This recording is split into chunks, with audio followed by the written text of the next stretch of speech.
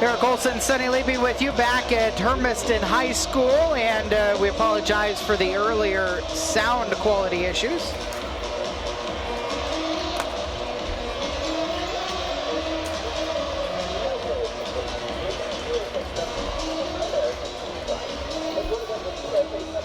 Ladies and gentlemen, welcome to the doghouse for exciting basketball action Tuesday evening here in Hermiston. Tonight we feature a non-league doubleheader of varsity girls and boys play. In our first game, the varsity. And a good evening to you back at Hermiston High School as the Bulldog basketball teams get set to host the Hanford Falcons. Apologize for the earlier sound-related issues.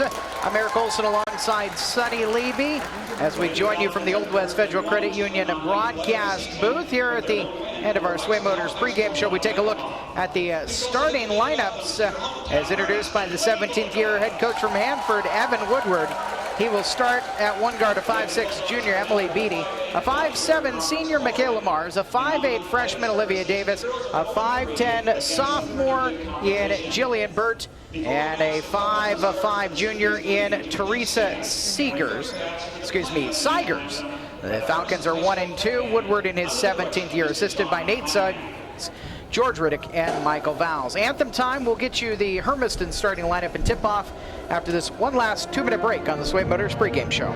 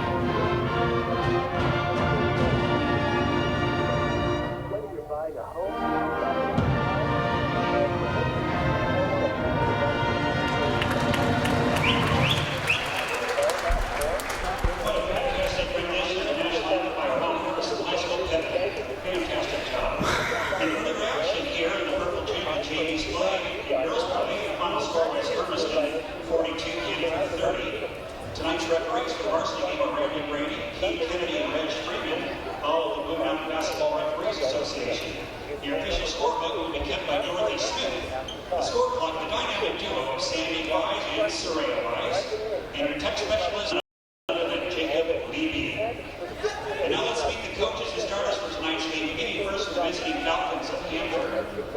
In his 17 years head coach, please welcome head coach Evan Woodward.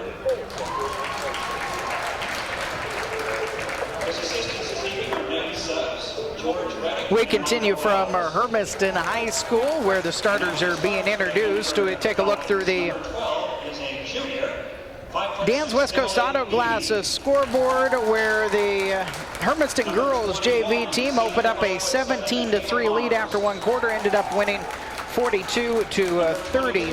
The JV boys lost a seesaw battle with Hanford 56-53 when the dust settled. So we introduced you to Hanford, Emily Beatty, Michaela Mars, Olivia Davis, Jillian Burt, and Teresa Seigers. For the Hermiston Bulldogs, 0-3, the second-year head coach Juan Rodriguez looking for the first win of the 2017-2018 season.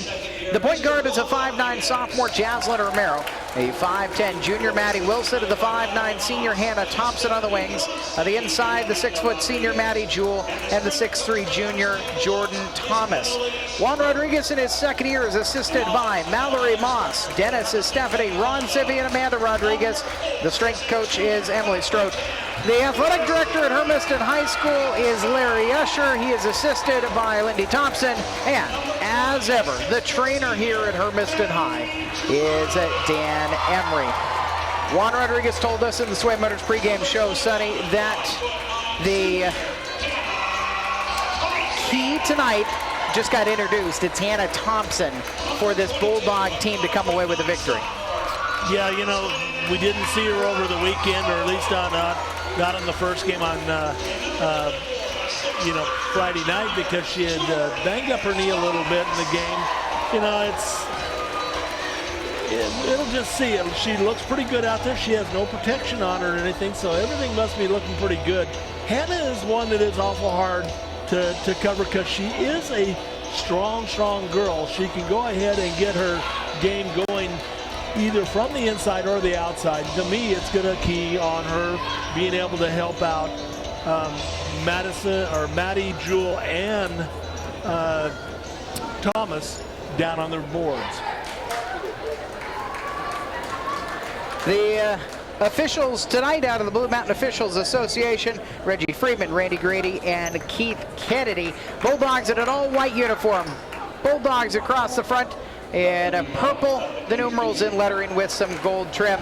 For the Hanford Falcons, it is a purple uniform with a yellow trim, numerals, and lettering Hanford across the front. Hermiston will be attacking left to right here to start things off. 8 minutes on the clock. Jordan Thomas in the jump circle, along with Michaela Mars. The 5'7" senior essentially going to concede the jump to Hermiston. Thomas, the 6'3" post, will tip it backwards, and Jaslyn Romero brings it into the front court as Hermiston gets started. Romero to Maddie Jewell up top. Jewell back out to Thompson, and around the perimeter they'll swing it. Left corner for Romero. Top of the key, Thompson catches and skips over to Jewell. Jewell drives the lane, jump stop, and flings one up. Is fouled on her way into the basket. The hold will send Maddie Jewell to the line to shoot a pair. Teresa Seigers picks up the foul, her first. And it's the first foul either way. So Maddie Jewell, the line, and has 2 foul shots coming. Jewell, the senior forward, has seen time in all 3 previous years. Has a big brace on her right knee, the injury in the summer that she was able to recover from so she could play in her senior year. Jewell, 1 of 2. Thomas back tips like a volleyball set to Jewell. Romero left corner for Thompson, a 3 ball. She traveled into the shot. Turnover on Hermiston. Turnovers were a problem last time we were on the air, and it was with Hermiston out Walla Walla.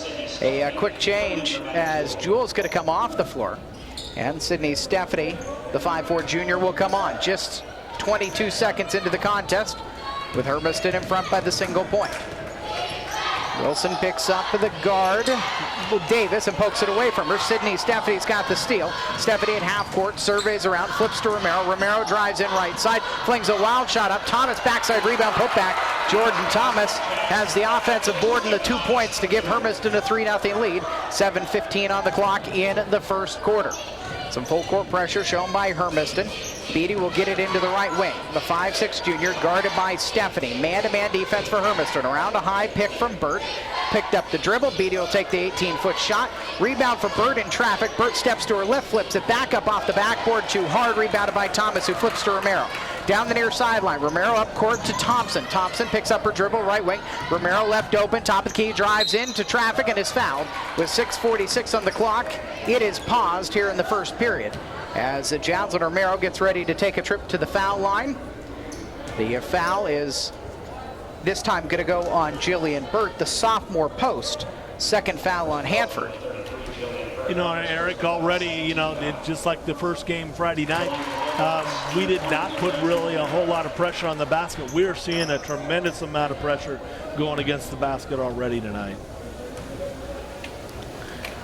Romero, the sophomore, 2 for 2, and Hermiston's lead is 5-0. A little more than a minute into the start of the game. Beatty in the backcourt, grounded by Stephanie. Comes around a high pick from Burt. Into the left wing, Beatty picked up by Thomas. We'll see if Hanford recognizes and tries to clear out. They want the mismatch inside. Stephanie against Burt. Kick right wing. Davis for three. Back iron too hard. Push inside. Seigers, no call. Gets the rebound and kicks it back out. Davis skips near side to Beatty. Beatty circles up top at the foul line. Picks up her dribble. Stuck there. Nowhere to go. Three in the key. No whistle for it. At the left elbow, Davis kicks to the near side. Mars drives baseline, back out to Davis. Walked around a shot, top of the key. Three ball is up, front iron, and rolls off for Beatty, rebounded by Hannah Thompson. 2 minutes into the contest, 5-0 Hermiston. Romero brings it in the front court. Sees a big space, drives in the lane, and a foul as Romero was able to weave her way through the Hanford defense and get herself a trip to the line. After the foul on Teresa Seigers, her second, and the third team foul on Hanford. We'll send two Hanford Falcons to the scorer's table, as senior Haley Coleman will come into the game, along with sophomore Sarah Ellis, who is 6 feet 2 inches tall. Romero good on the first, and she'll have one more.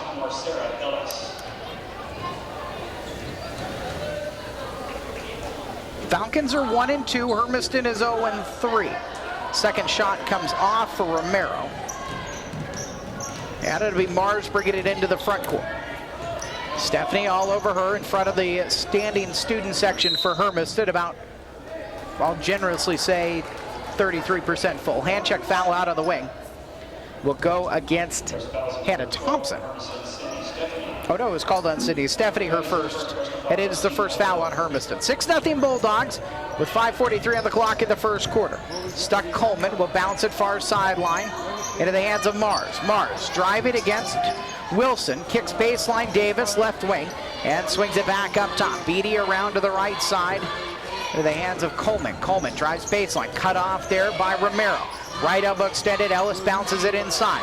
Kick out by Davis. Right corner. Long two, knocked down for the first points of the game for Haley Coleman. Hermiston defense held Hanford scoreless for the first 2 minutes and 45 seconds.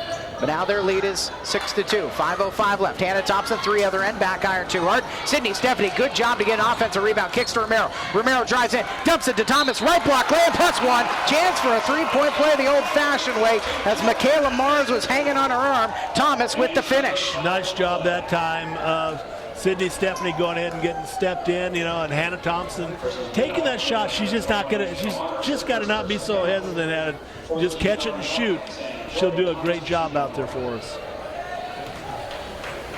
Hannah Thompson was the player we identified in the pregame with head coach Juan Rodriguez, who had to be ready for tonight's contest as an X factor against Hanford.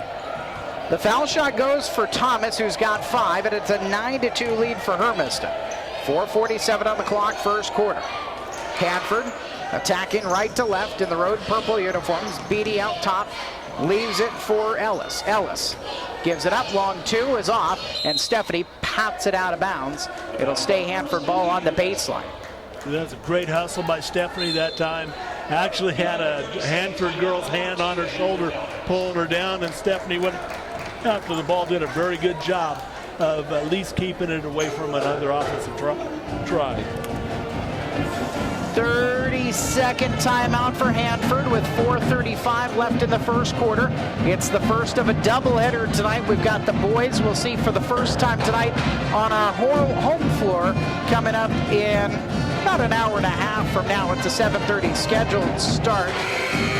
Off to our left here, the future, everybody hopes, of Hermiston Wrestling. The youngsters waiting for their chance to get into the wrestling room up top of the doghouse here at Hermiston High School. The boys went down to Oregon City this past weekend in their first tournament. 6th place finish. They were not at 100% health. Ruben Madrigal at 113 pounds. Alice Trodick at 106 pounds. Both champions in the Oregon City opening event.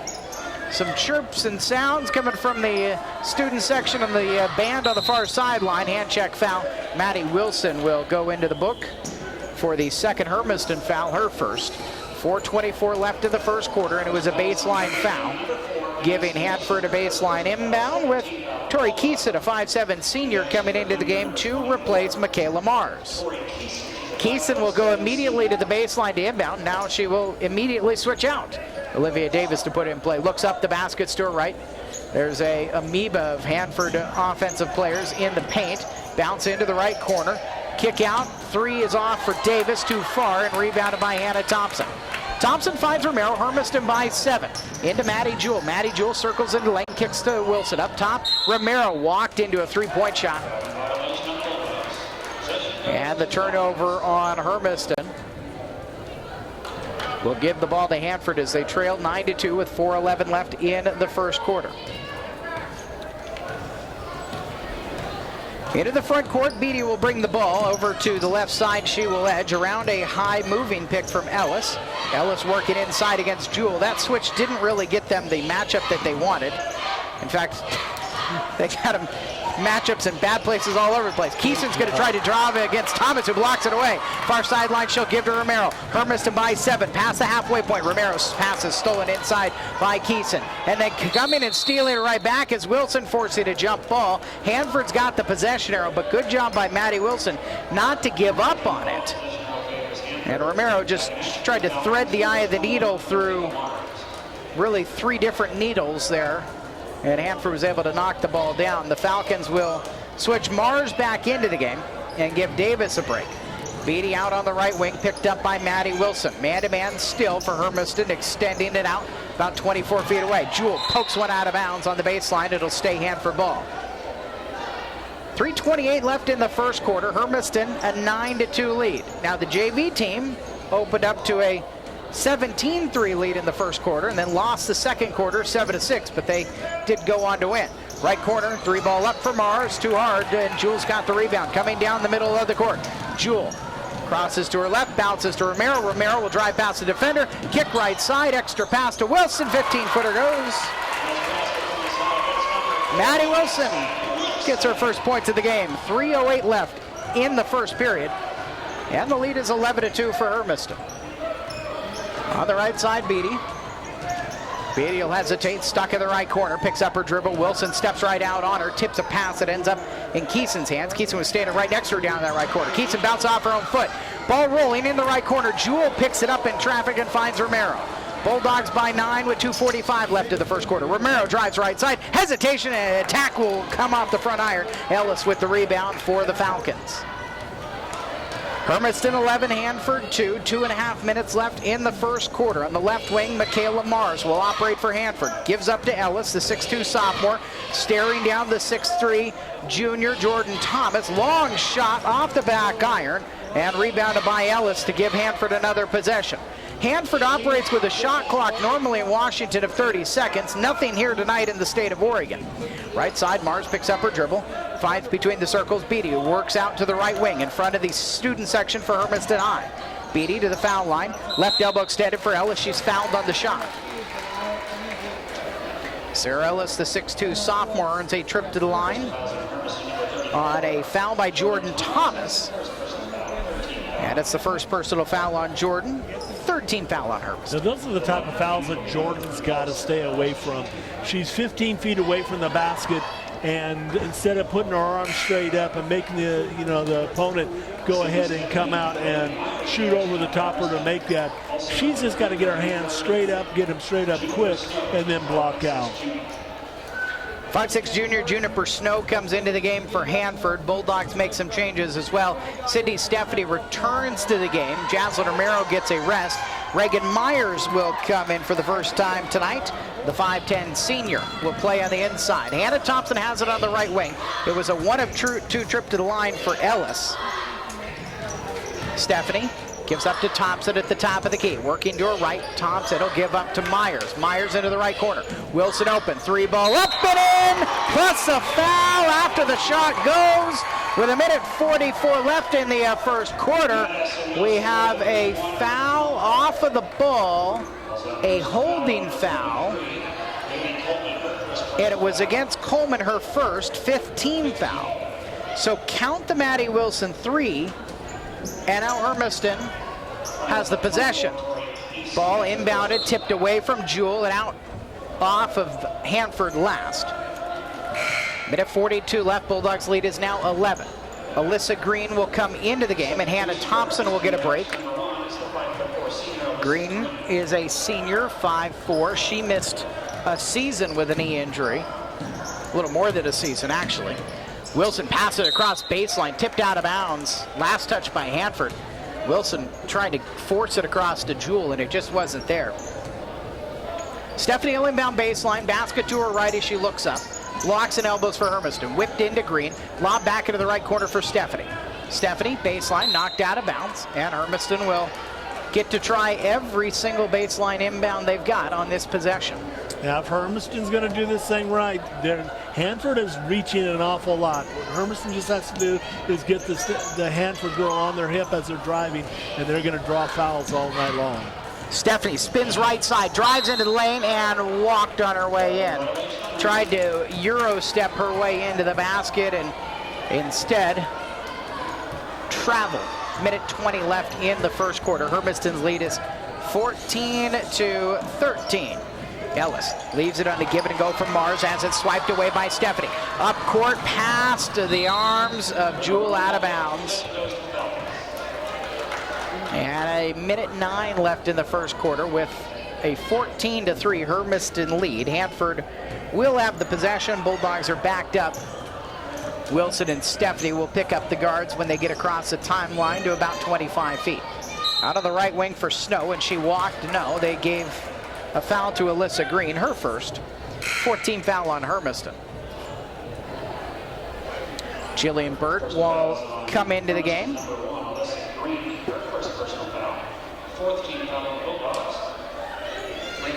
And Burt's replacing Tori Keeson. Far sideline inbound in front of the Hermiston cheerleaders. The ball will be put in play by Mars. Bounce into the right elbow for Burt, who just returned. Burt trying to work against Myers. Kicks it back out on top to Mars. Mars, right side jab, throws it underneath over everybody, out of bounds. 49.2 seconds left in the first quarter. Hermiston's lead is 11 at 14-13. Sydney Stephanie will bring it into the front court. Hand off to Green on the right wing. Lost the handle, picked it back up to Myers up top. Stephanie right side over to Wilson, who gives it right back to Stephanie. Stephanie drives right, finds space. Teardrop floater's very short. Rebound is poked out off of Maddie Jewell last. Poked it out of the hands of Burt. And it'll be Hanford's ball with 33 seconds remaining in the first quarter. And Hermiston in front 14-13. 14-3, excuse me. I was going to say they got a big basket last night. It was a really special spot on the floor. Right side drive by Burt down the lane over the top of Myers it in. Jillian Burt's first points. And it's 14-5. Turnover on the other end of the floor. 13 seconds left. Hanford has a chance to get a bucket here and get this a bit closer. 8 seconds left in the first quarter. Right side Mars. Mars drives past Myers. Mars pulls up a foot or two hard. Jewell's got the rebound on the backside. Will baseball pass it up the court, but it is could have come up well short. 14-5 after one quarter here at Hermiston High School. You're listening to Bulldog Basketball. We're back in a minute on AM 1360 KOHU.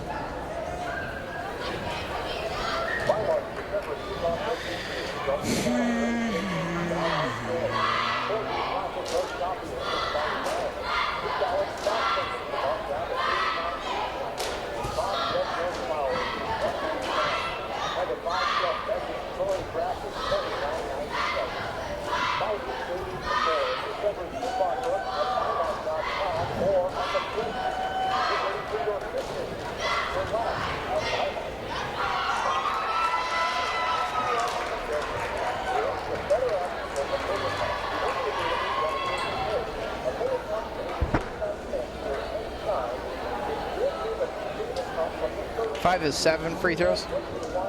Yes.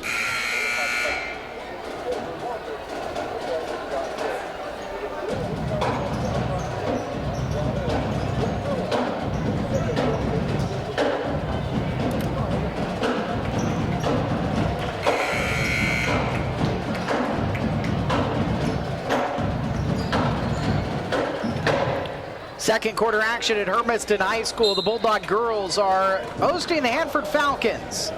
14-5 Hermiston after 1 quarter of play. Jasmine Romero, Reagan Myers, Alyssa Green, who takes a right wing three and swishes it.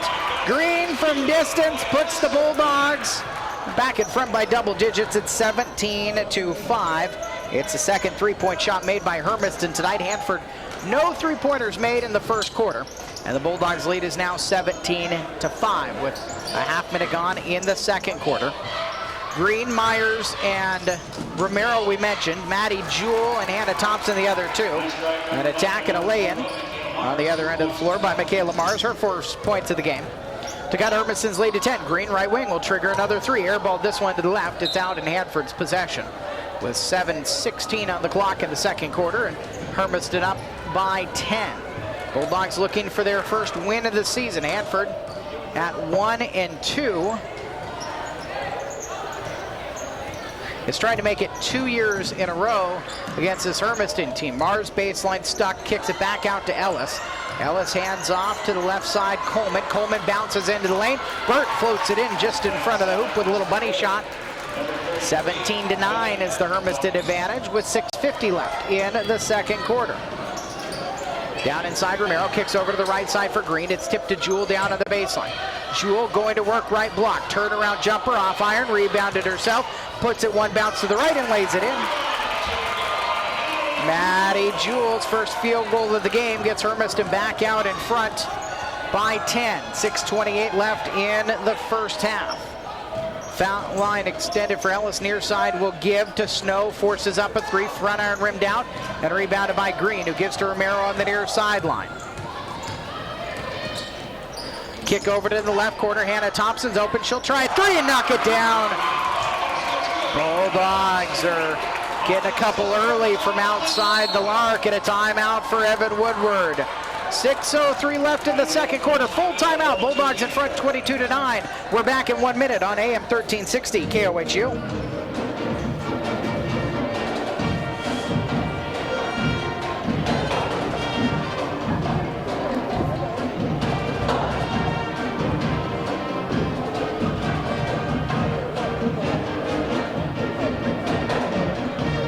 I got that right? Ruben Madrigal? Yes. Micah.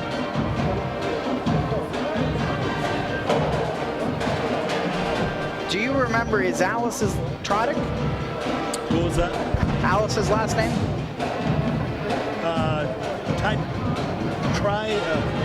Tydrick, yes. I think it's Trodick, isn't it? Just a second, I can tell you. Well, I know that's what it looks like.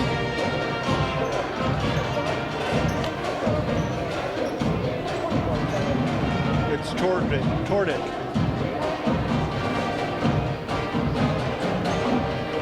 Okay.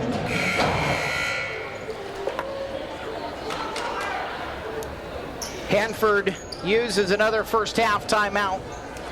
They've got 3 remaining. Hermiston has their full complement. 2 minutes into the second quarter, the Bulldogs lead is 22-9. The team's trading baskets on the first 3 possessions each way, but Hermiston, 2 of their possessions have been 3-point shots.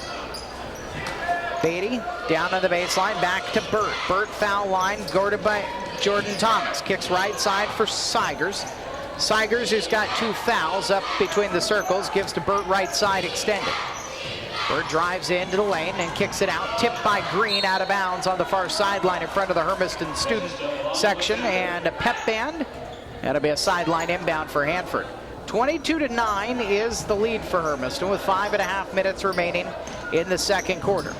Far sideline, Sigers to inbound. Lobs it inside. Burt on the block. Kicks it back out into the right corner. Snow out onto the right side, will fling up a 3 and knock it down. And Snow's 3-point shot is the first made of the game by Hanford with 5:12 left in the second quarter. 22-12 is the Hermiston advantage. Romero drives into lane. Teardrop with the right hand goes. Romero's got 5. And the Bulldogs lead is 24-12. A little more than 3 minutes gone in the second quarter. On the right wing, Seigers. Bounce inside. Maddie Wilson pokes it away and gets a steal. Throws it up court too far for Romero. Romero somehow battles it away from Davis. Takes it in right side. Can't lay it in. Thomas rebound. Back out to Romero. Up top to Thompson. Extra pass Green. Right wing three. Front iron off. And the rebound bounces twice. Beatty's got it. Beatty will bring it up. Hermiston's doubled up Hanford with 4:28 left in the second quarter. 24-12. On the far sideline, Beatty guarded by Wilson right now on the switch. Beatty drives all the way baseline over top of Romero, partially blocked. Thomas has the rebound and hands it off. Jaslyn Romero comes down the near sideline. 4:15 left in the first half. 24-12 Hermiston. Right side for Thompson. Tries a tray. Front iron up. Two bounces and into the hands of Seigers. Seigers will bring it up the court herself. The junior throws it on the near side for Snow. Snow around a high pick from Burt and an offensive foul. Burt moved into that offensive pick. Hannah Thompson a little worse for wear, and Hermiston's got the possession on the Hanford turnover. 30-second timeout, or full timeout. Juan Rodriguez had asked for a 30, I thought, and then the indication was full. 3:58 left in the second quarter. It is a full, so we'll take it. 24-12 is the score. We're back in 60 on AM 1360 KOHU.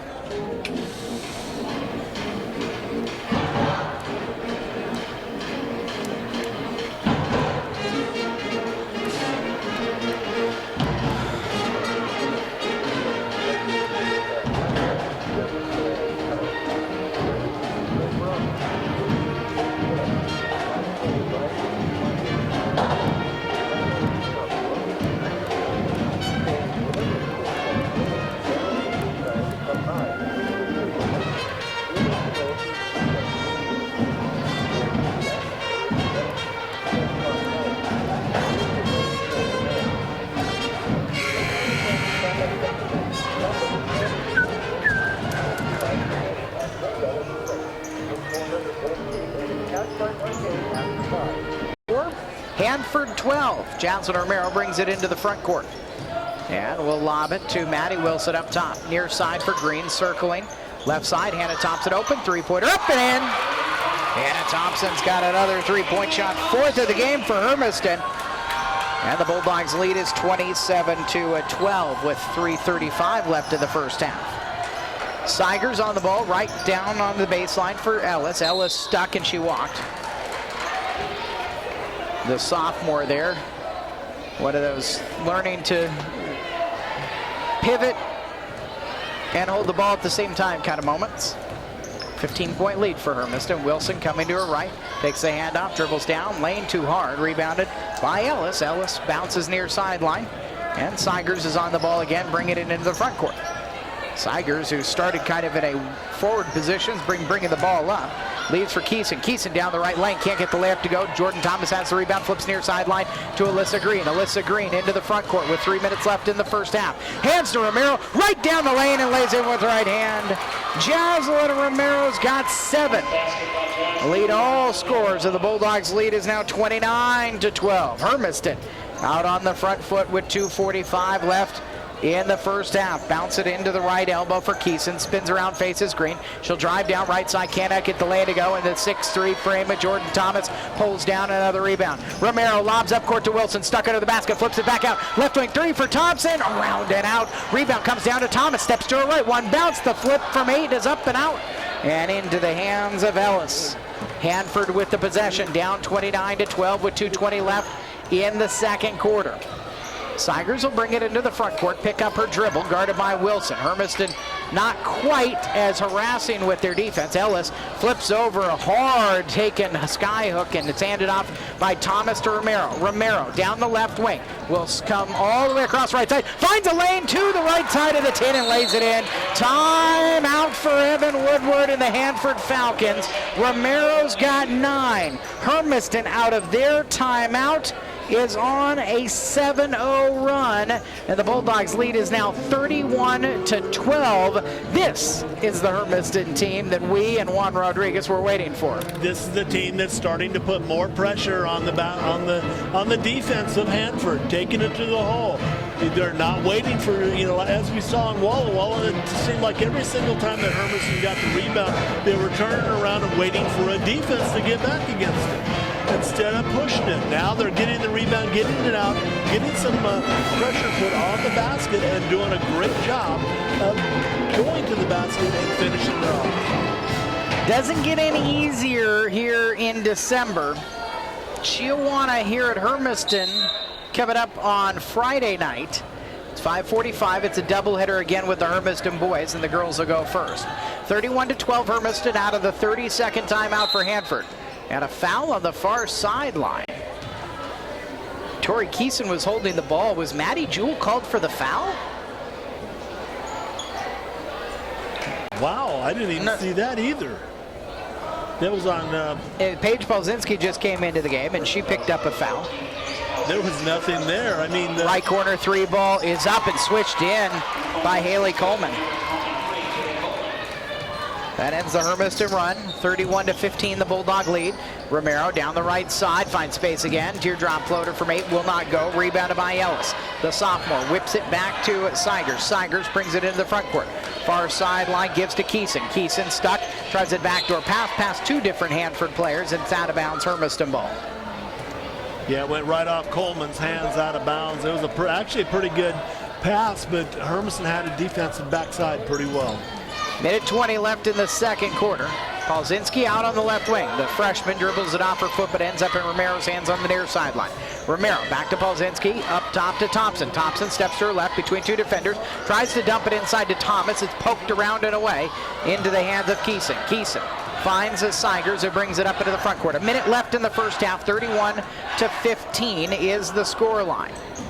Out on the far sideline, Keeson will give back up on top to Coleman. Coleman inside and down to the baseline. Keeson facing against Jewell, flings it up wildly, gets her own rebound, blocked from behind by Jewell, and it's out on the baseline. Keeson didn't step out. It looked like she was out.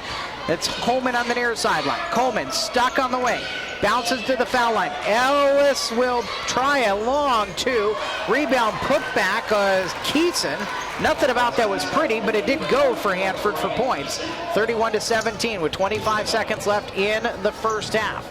Thompson whips it around the perimeter. Polzinski left side. The freshman kicks back near side line. Romero long three, back iron off. Long rebound, far sideline, out of bounds, nearly to half court. Saved by Romero, 5 steps up into the stands. Polzinski baseline fouled on the jump shot from 12 feet away. Somehow Jaslyn Romero was able to save that one in, and she ended up in the 7th row. Polzinski's going to go to the line with a couple of foul shots going. Hermiston has not gone to the foul line in this quarter after they went 5 of 7 in the first period. 7.9 seconds left in the first half. And the 5'8 freshman, Paige Polzinski, will pound the ball a couple of times. Righty shot is up, and it is back iron too hard. Foul shooting good in the first quarter for the team in the first 3 games has not been good. It is kind of a traditional Achilles heel for Hermiston, and usually the first month of every girls basketball season. Polzinski, the freshman. Deep breath, bends the knees, short on that shot, overcompensated. The rebound comes out near sideline. 5 seconds left, all the way to the baseline for Marsha. Flip it up with a second left. Rebounded by Romero. She hoisted down the court, and it's well short. 31-17 is the scoreline. Hermiston in front as the teams head to the locker room at halftime. Bulldogs trying to win their first of the season. The Hanford Falcons are looking to get to 500 as they come into tonight 1-2. We'll talk about it during the Tom Denchel Ford Country halftime show when we come back in 2 minutes at Hermiston High School on AM 1360 KOHU.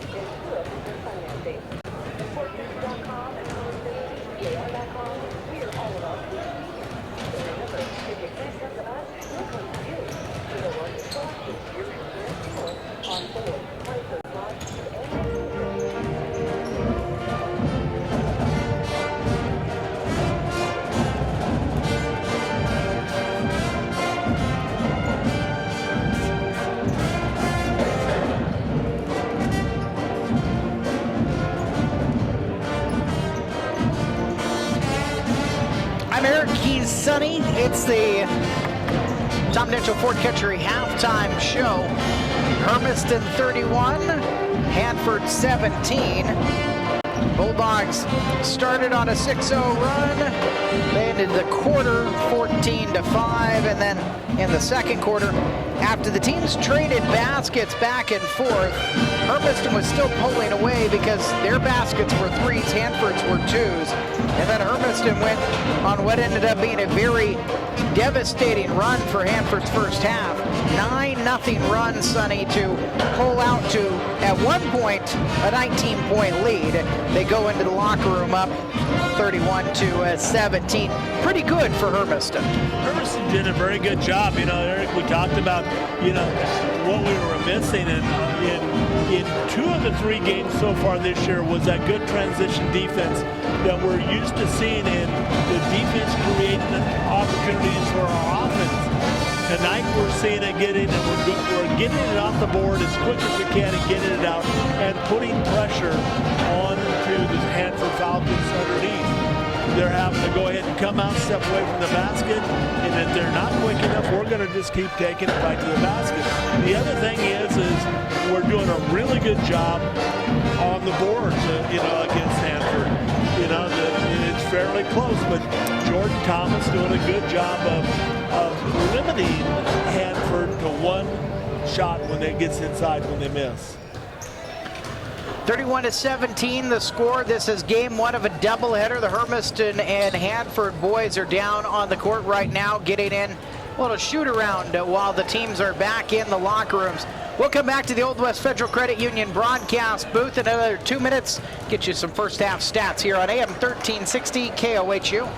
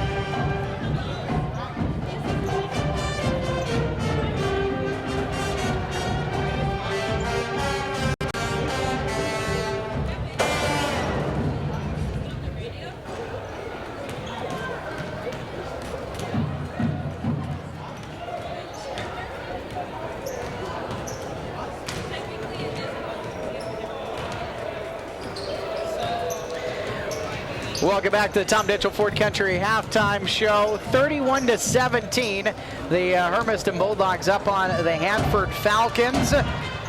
Take a look at the first half, Sonny. We'll start with the scoring, and for Hanford, Michaela Mars with 2, Jillian Burt with 4, Juniper Snow with 3, Haley Coleman with 5, Tori Keeson with 2, Sarah Ellis with 1.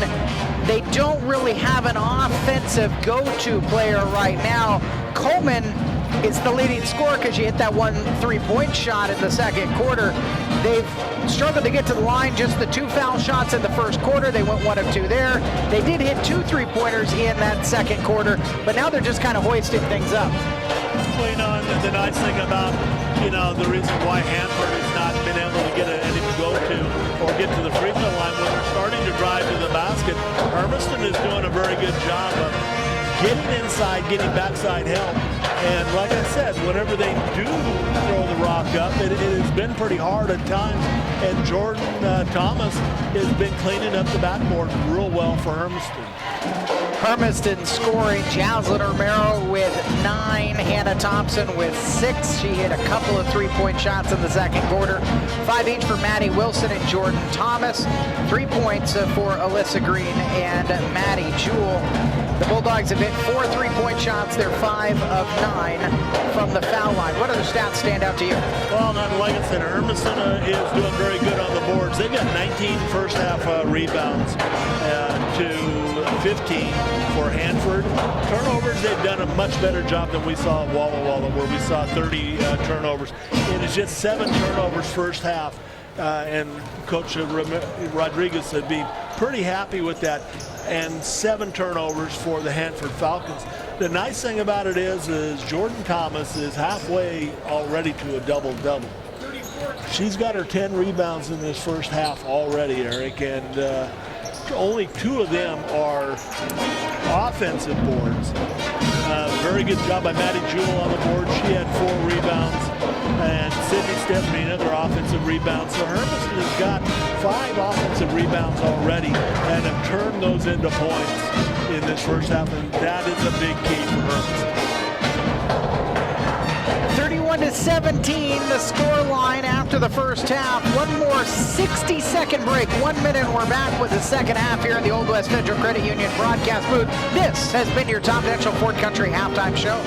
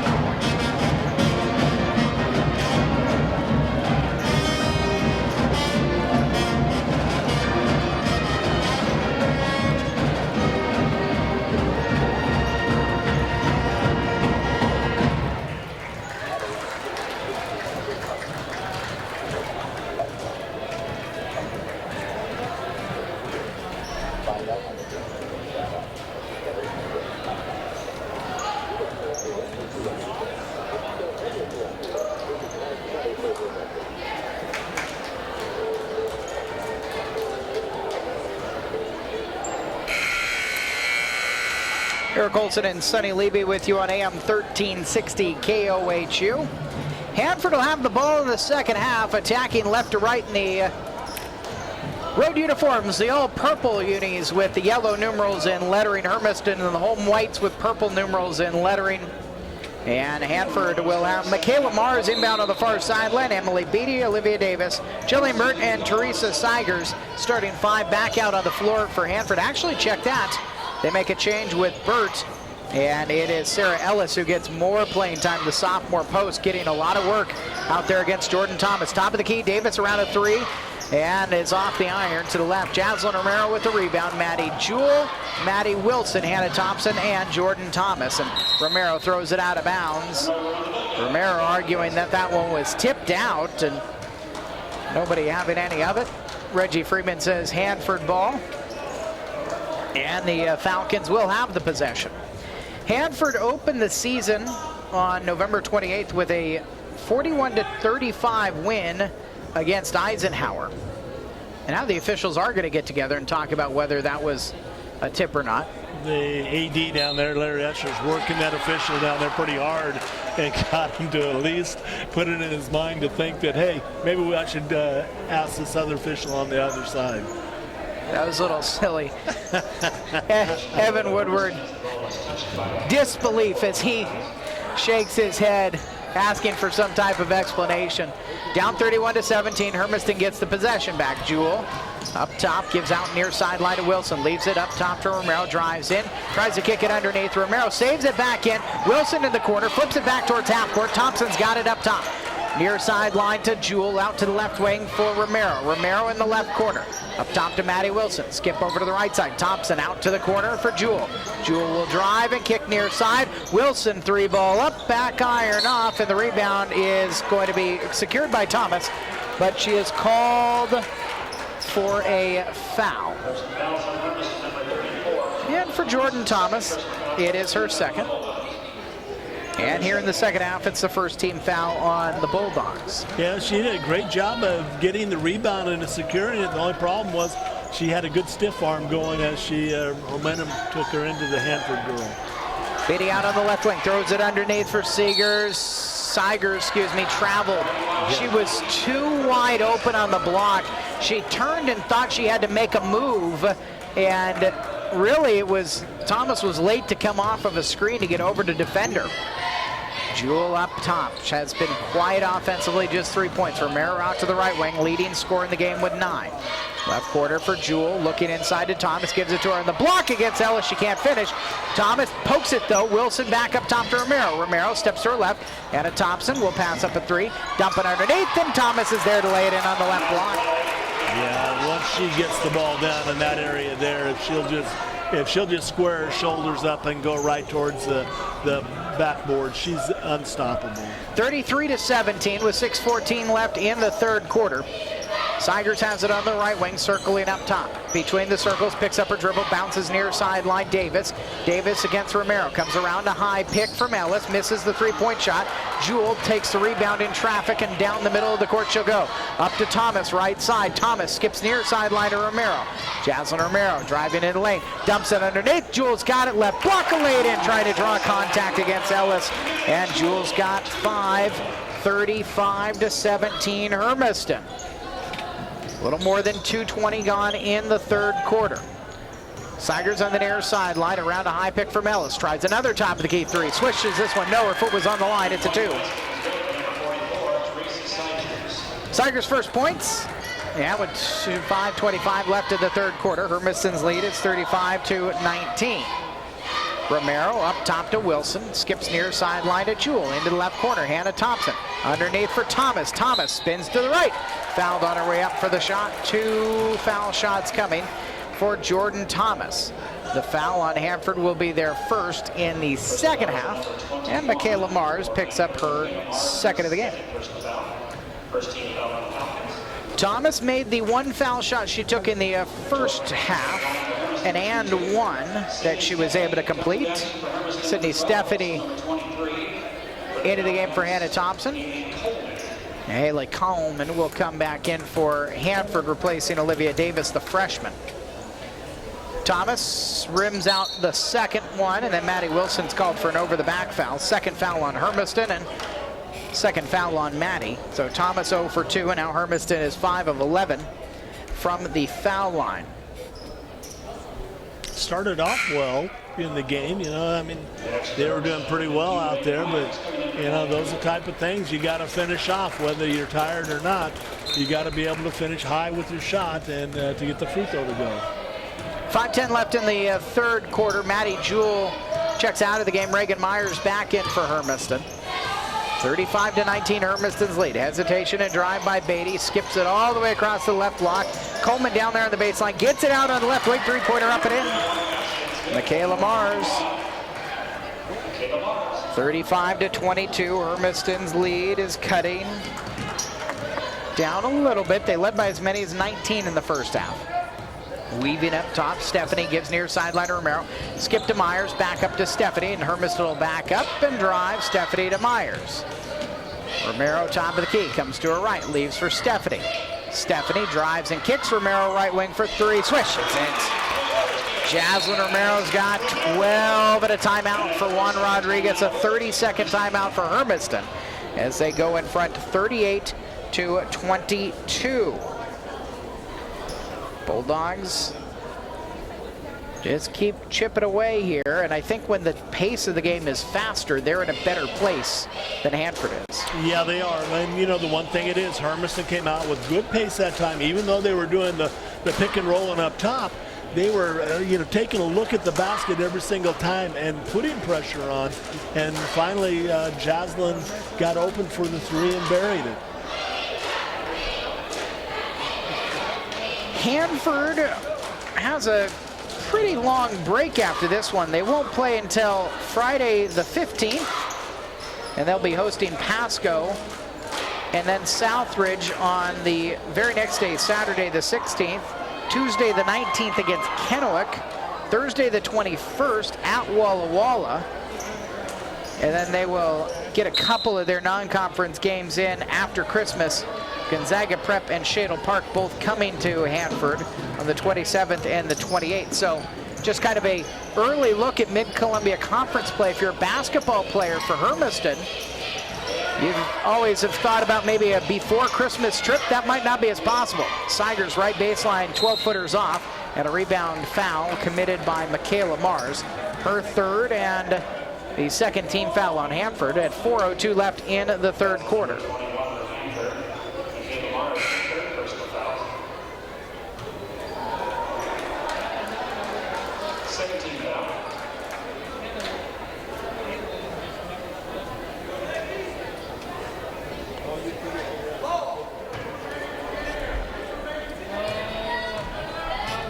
Bringing it up, Sydney Stephanie into the front court, just past the halfway point here in the third quarter, 38-22. Stephanie foul line jumper for Romero. Rebound put back Myers. Off the glass and good. Reagan Myers' first points have Hermiston in front 40-22 now, with 3:42 left in the third quarter. On the right wing, Keeson left wide open and a foul as she drove into the baseline, called against Sydney Stephanie, her second. And the third team foul on Hermiston. Nice job that time, even though she got called for the foul of Stephanie going ahead and cutting off the angle to the basket. Sydney's most of the time is gonna probably be the smallest girl out there, but she did a great job getting her quickness going over, or at least cutting off the angle. Inbound goes into Coleman. Coleman drives and gives to Ellis. Ellis's jumper off of Thomas's short, rebounded by Stephanie. Skips near sideline to Romero. Romero bring it into the front court. Romero lobs it down to Wilson. Back out to Stephanie. Stephanie on the right wing will back things up and go to work. Guarded by Beatty, gives it up to Wilson. Top of the key, a Myers three, way too hard, and bounces into the hands of Keeson. 3:15 left in the third quarter. Hermiston's lead over Hanford is 40-22. Boys game to follow this one. On the near wing, Keeson up top to Fulton. Alexis Fulton, a 5'5" sophomore, seeing her very first time of the night. Ellis down onto the baseline for Coleman. Bump glass and good. Ailey Coleman finishes. She's got 7 off of the bench for Hanford. 40-24 is the Hermiston lead with 2:45 left. Back iron off, and Ellis is called for a foul on the rebound against Thomas, or Thomas is called for a foul on the rebound against Ellis. Thomas called for her third foul. It says third up on the scoreboard, but I've got 4. We got 3.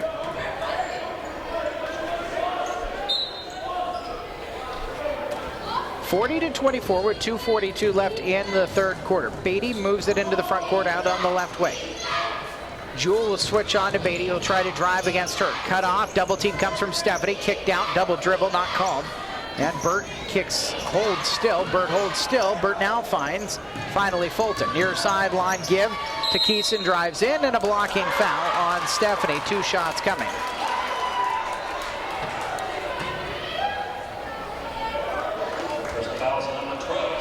Eric, that is the 5th Hermiston foul. Yeah, Stephanie's got 2, Thomas has got 2, and Wilson's got 1 here in the second half. Yep.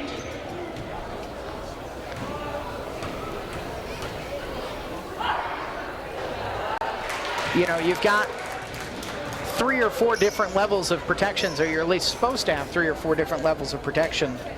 If you're Stanford down there, there's the official book, and I believe that also the public address announcer, John Lout, keeps track. And after all that, you have a scorer down there on the table, and if they're not picking it up, ultimately, that's where you're having the break in the chain. Hanford zoning now against Hermiston. Right side for Myers. Reagan Myers. Hands off to Stephanie up top for Thompson. Thompson coming to her left. Dumps it under the basket. Jules there. Tries to reverse over the left side and lays it in. Maddie Jewell with the lane makes it 42-26. Out on the far sideline, Emily Beatty. Beatty gets Stephanie. Stephanie pokes a pass. Scramble for it at the top of the key. Picked up by Keeson. Drives down right lane and lays it in over the top of Thompson. Timeout for Hanford with 1:37 left in the third quarter. It'll be a full timeout with Hermiston up 42-28. We'll be back in 60 seconds on AM 1360 KOHU.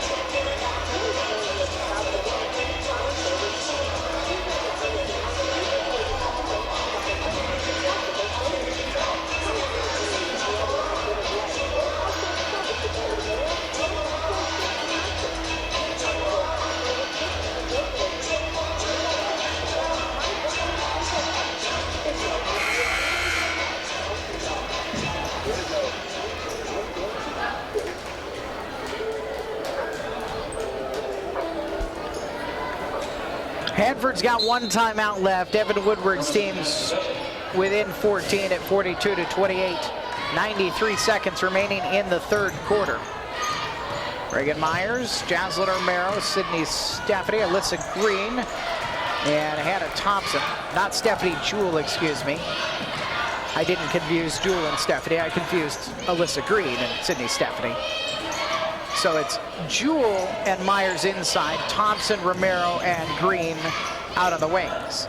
Emily Beatty with it on the far sideline for Hanford. Around to pick Beatty, who has no points in this game. Drives in baseline, blocked, and I think Alyssa Green's going to get credit for that block. It's outlast off of Hermiston. 1:02 with the third quarter time dwindling. 42-28. Hermiston out in front. Baseline inbound for Hanford. Beatty will put it into play. On to the baseline for Keeson. Keeson works into the lane, and against Thompson is blocked. Green has the rebound and is fouled in the backcourt by Alexis Fulton, who picks up her first, the third team foul. And Hermiston will bring Green out and bring Maddie Wilson in. And Olivia Davis is in for Hanford. She's up top along with Haley Coleman. Near sideline, Alexis Fulton. Down at the bottom of the zone. In the middle of it, Jillian Burt. And over on the far wing, it's Michaela Mars. Check that. Not Mars, but Keeson. Keeson. Romero drives and a foul. With 41.3 seconds left in the third quarter. Coleman's second. Fourth team foul. Was not in the act of shooting. So Hermiston's got a baseline inbound. Jewell to put it in play, basket to her right. Tries to force it into Romero. Romero saves it back in before it goes out of bounds. Wilson's got it, gives to Romero right side. Circling up top, has it between the jump circle. 30 seconds left in the third quarter. Far sideline, Myers tries a three, rolls it in off the front iron. Reagan Myers' first three-pointer was way too hard. She got the good adjustment there, and Hermiston's lead is 45-28. Foul? No, knocked out of it, excuse me. Keeson had the ball go right through her hands. She was, trying to pick it up that time and passed it a little bit hard, but it went right through Keeson's hands. 45-28 with 8 seconds left. Thompson right wing for three, rattles it home. Hannah Thompson another triple, her third of the game. For the Bulldogs, 7 now in the contest, and their lead is 20, their biggest of the game, as they go into the fourth quarter, up 48-28. We're back in a minute here on AM 1360 KOHU.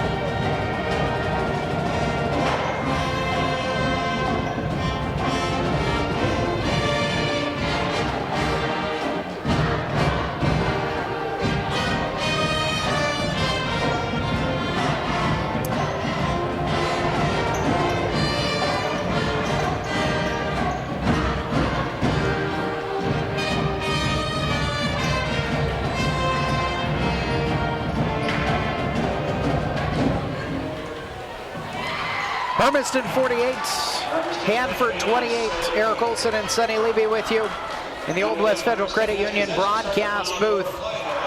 Reagan Myers, Jaslyn Romero, Hannah Thompson, Jordan Thomas, and Maddie Wilson, the 5 on the floor for Hermiston. Home white uniforms with purple numerals, lettering, and trim. Hannah Thompson, right wing, three-pointer again, front iron off this time. Hermiston has 7 3-point shots in this game. Thompson has 3 of them. Michaela Mars brings it into the front court for the Hanford Falcons. Tori Keeson down onto the baseline. Shot for Olivia Davis is off. Running the floor down the middle is Jillian Burt, and the 5th on the floor is Juniper Snow. Right wing, Myers will try a 3. Front iron up and rebounded under the basket by Michaela Mars. Bulldogs in front by 20. This is their largest lead of the game. They've never trailed in this contest against Hanford. Trying to get their first win of the season. Burt pick and roll to the lane, can't get the shot to go. Wilson rebound up to Romero. And Juan Rodriguez wants the team to go into their motion offense. Romero out to Thompson. Thompson will drive and kick near sideline. Myers underneath to Thomas. Thomas spins to her right. Lobs it back up top. Thompson out to the right side. Romero will try her tray, and it will not go. That spot out on the right wing in front of the cheerleaders has been cold for the last 3 shots for Hermiston. And that shot by Thomas, she's got to turn around, square her shoulders, and just put that ball up. Drive right side by Mars to the 10 and lays it in over the top of Romero. And Michaela Mars has 7 points, ties Haley Coleman, leading scorers for Hanford. The Falcons' deficit is 48-30. Near sideline for Maddie Wilson. Holding the ball overhead, skips it up top to Thompson, out to the right side, Myers. Rifled inside to Thomas, lost the handle. A slow scramble to the ball on the floor, won by Hanford. And it's back to Jillian Burt, who got that ball away from Thomas. Down on the far sideline, Mars gives it up to Davis, who circles up top. The freshman over the near sideline for the senior Mars. Mars tries a 3, why not? Back iron off, and Jordan Thomas tied up under the basket by the freshman Olivia Davis. Jump ball will be Hanford's possession. Bulldogs will bring Sydney Stephanie and Alyssa Green back into the game. Wilson and Myers out. And for Hanford, a rest coming for Tori Keeson. And Teresa Seigers returns for her. 48-30 Hermiston with 5:55 left. Inbound and a foul called late, but called against Jordan Thomas, her 4th, against Teresa Seigers. 15 foul on Hermiston, allegedly, here in the second half. Yeah, Eric got time there. Jordan just got caught with her hands down and reached out for the ball as the arms were going up. She's got to just go ahead and keep her hands up and go straight up. She's tall enough to go ahead and bother the shots that are going up. Seigers makes the first foul shot. This foul shot coming up is just the 6th of the game for Hanford. But they've only missed 1 so far, and Seigers is 2 for 2. So the team is now 5 for 6 from the line. Seigers has 4. 48-32. Little 4-0 run to start the 4th quarter for Hanford. Stephanie near corner for Green. Green comes around. A defender with a head fake. Jumper from 15 is off. Maddie Jewell fights for the rebound. Gets it out to Romero right wing. And Romero walked on her way into the lane. 5:34 left in the 4th quarter. Hermiston just that far away from their first win of this season. They will host Chiawana on Friday night. 48-32. Now remember, last time we were on the radio with you at Walla Walla, the Hermiston girls were held to just 2 points in the 40-28 loss at Walla Walla in the 4th period. See if they got a little bit more staying power here late. Snow, wild shot is airballed into the Hannah Thompson's hands, up to Romero. Romero, one-on-one, will size up the defender Mars, blow past her, but lose out of bounds off of Jewell. That's no. Ooh. Hermiston's got a possession arrow. That ball, I believe, kicked off of the white sneaker of Maddie Jewell, but Hermiston's got Romero baseline inbound. Blocks and elbows for the Bulldogs. The sophomore point guard flips it in. Hannah Thompson has it on the right wing. Near sideline gives to Stephanie. Stephanie drives and flips over to the right side for Romero. Romero lobs it to the top of the key for Thompson. Thompson drives around to defender. Left elbow, forced jumper off the front iron. Burt's got the rebound for Hanford. 48-32 with 4:50 left in regulation.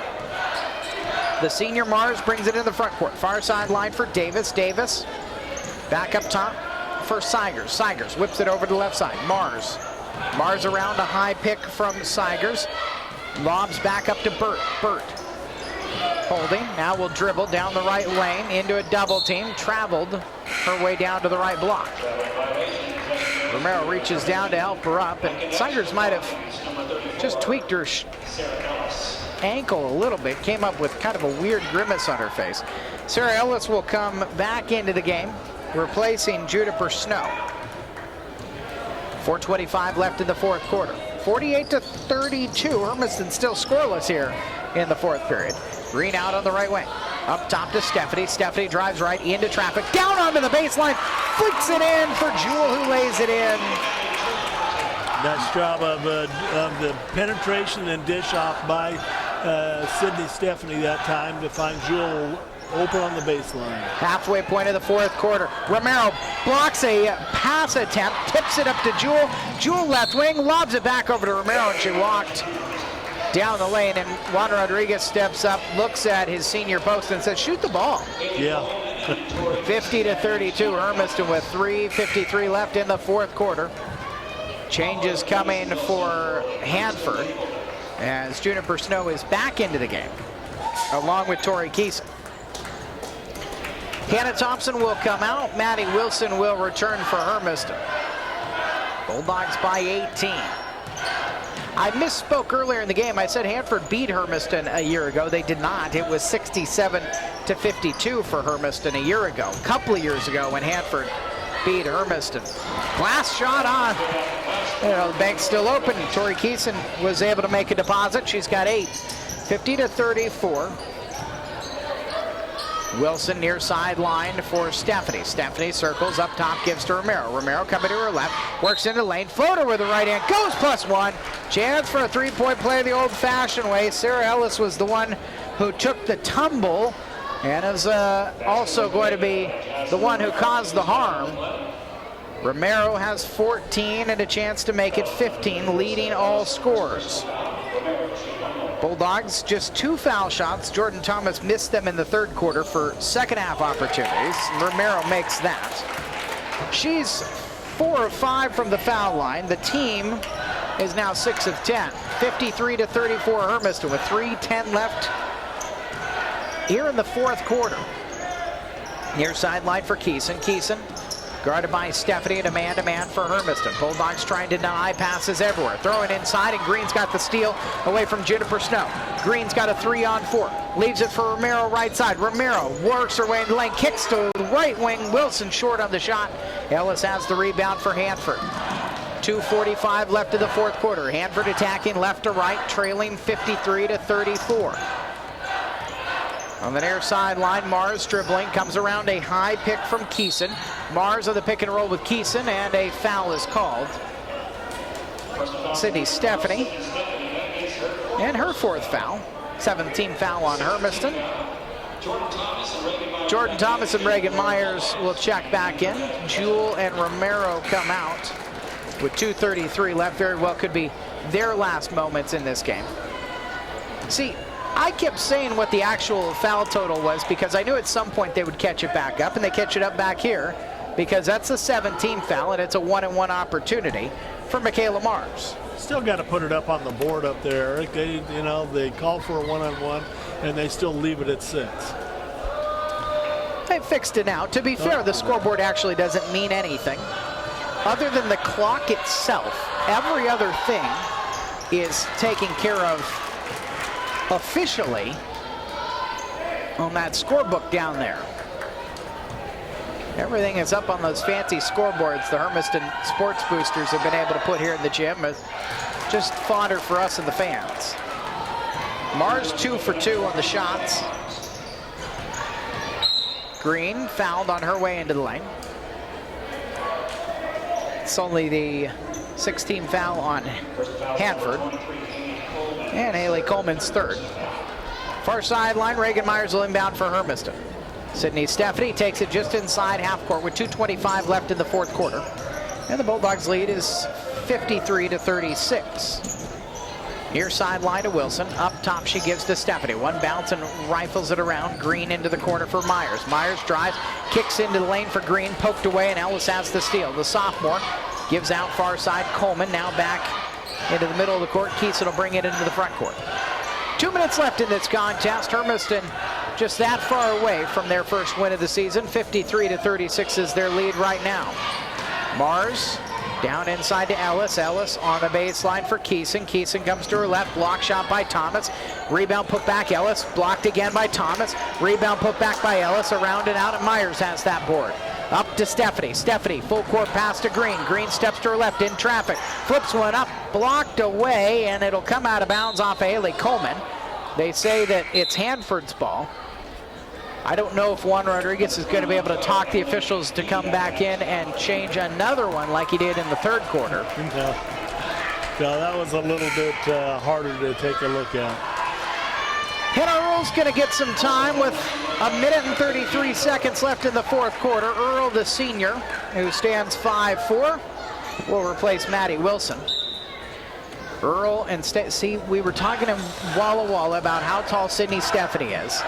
Hannah Earl's 5'4". Sydney Stephanie's at least an inch shorter than her, standing next to her.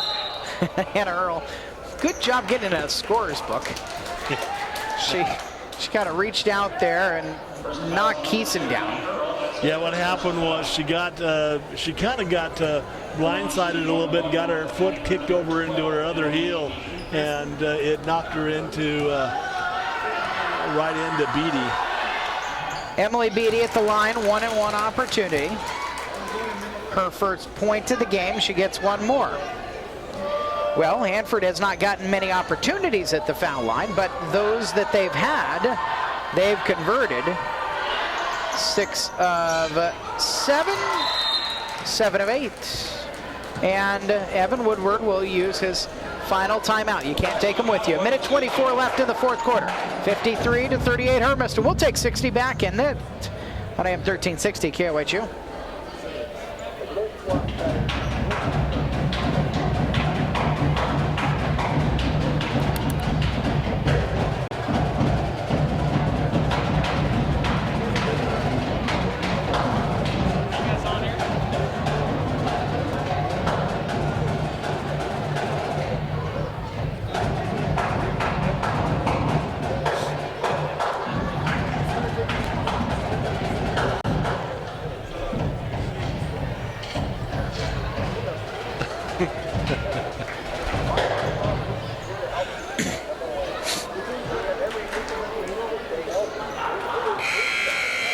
Did you hear that? A little bit. It's not wrong. No.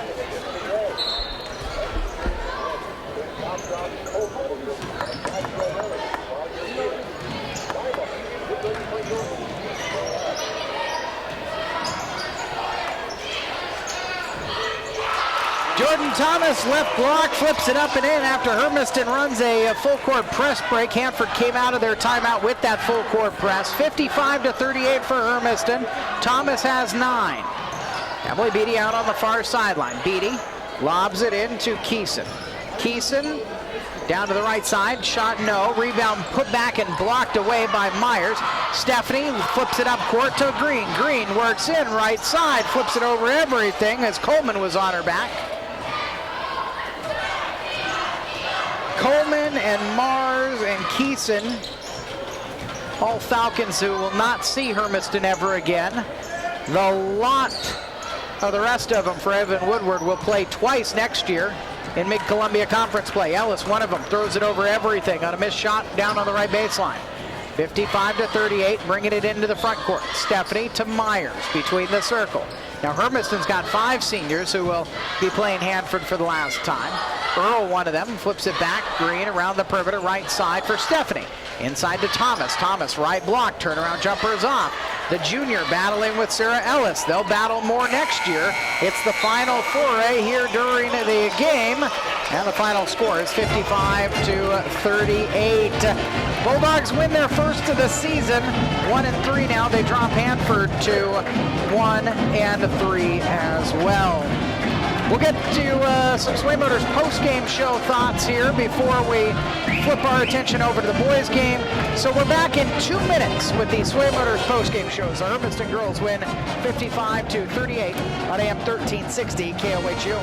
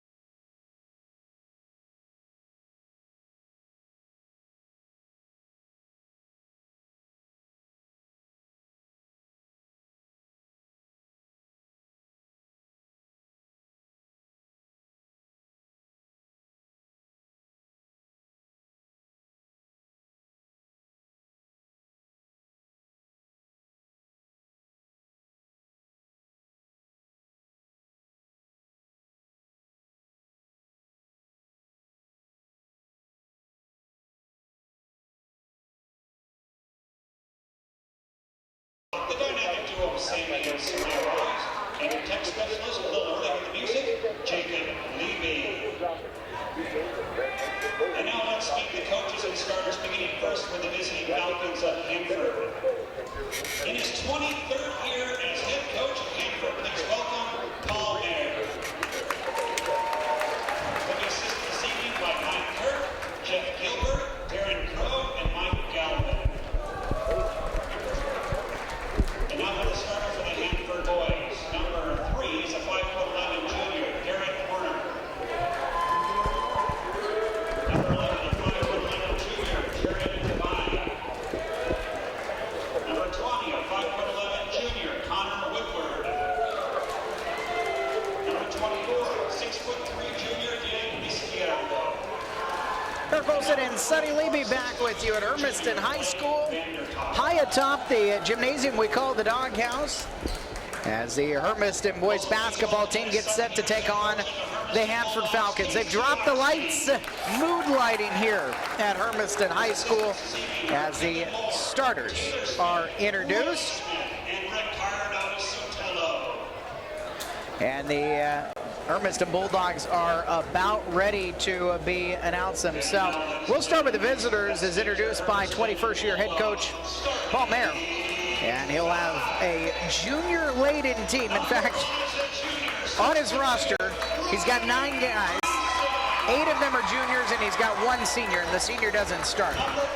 Garrett Horner, a 5'11" junior, a 5'11" junior, Jared Devine, a 5'11" junior. The son of the girls head coach, it's Connor Woodward, a 6'3" junior, Dan Izquierdo, and a 6'2" junior, Blake Vanderton. Now the Hermiston boys beat Hanford last year, 67-52 was the final score.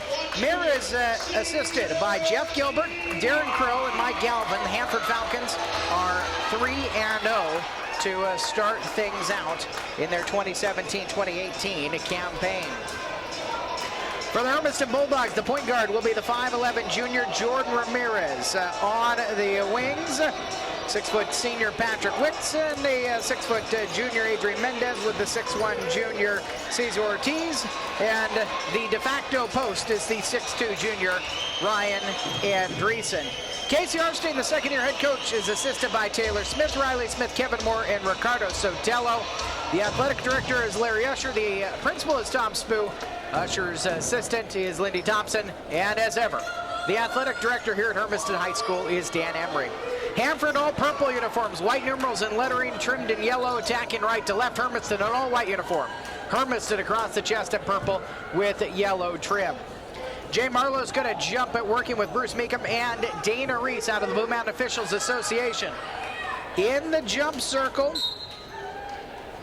it's Andreessen, who is not wearing number 10. He's wearing number 1. And he wins the tip back into the backcourt for Jordan Ramirez. Brings it into the front court. Ramirez left side for Cesar Ortiz. Ortiz ahead making a drive. Wide open at a 10 lefty lay-in. And Cesar Ortiz gets the scoring started for Hermiston in this contest with a good look down the left lane. On the near sideline, Garrett Horner. Horner to a cutting Devine. Devine left block, jumper partially blocked and rebounded by Mendez. Up court to Ramirez. Ramirez, nice hesitation move. Steps to his right, righty layup, no, and a foul on the rebound. Put back attempt by Ryan Andreessen. And it's going to go against Hanford. Give Hermiston 2 shots, it looks like. Dana Reese comes over to the scorer's table and says Garrett Horner will pick up the first foul of this game. Bulldogs 1-2. Lost to Mountain View and Springfield Friday and Saturday. Sunday they beat Eagle Point 70-52. Jordan Ramirez is still trying to get into basketball shape. He's really about 10 days removed from a state football title. Good on both foul shots, and it's a 4-0 lead for Hermiston. Devine brings it into the front court, bounce to Vanderton. Elbow extended, kicks over to the right side. Izquierdo step back, 18-footer, too hard. The rebound off of Vanderton left. He got tangled up his legs with somebody from Hermiston, and he went head first over towards the bleachers where the Hermiston student section is. Didn't get there, however. And almost a minute into the contest, the Bulldogs lead is 4-0. Man-to-man defense for Hanford, switching on screens early. Left side, Andreessen picks up dribble. Up top to Wicks.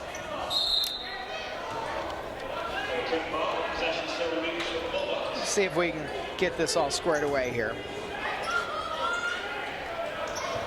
That looks right. Wicks is wearing 12.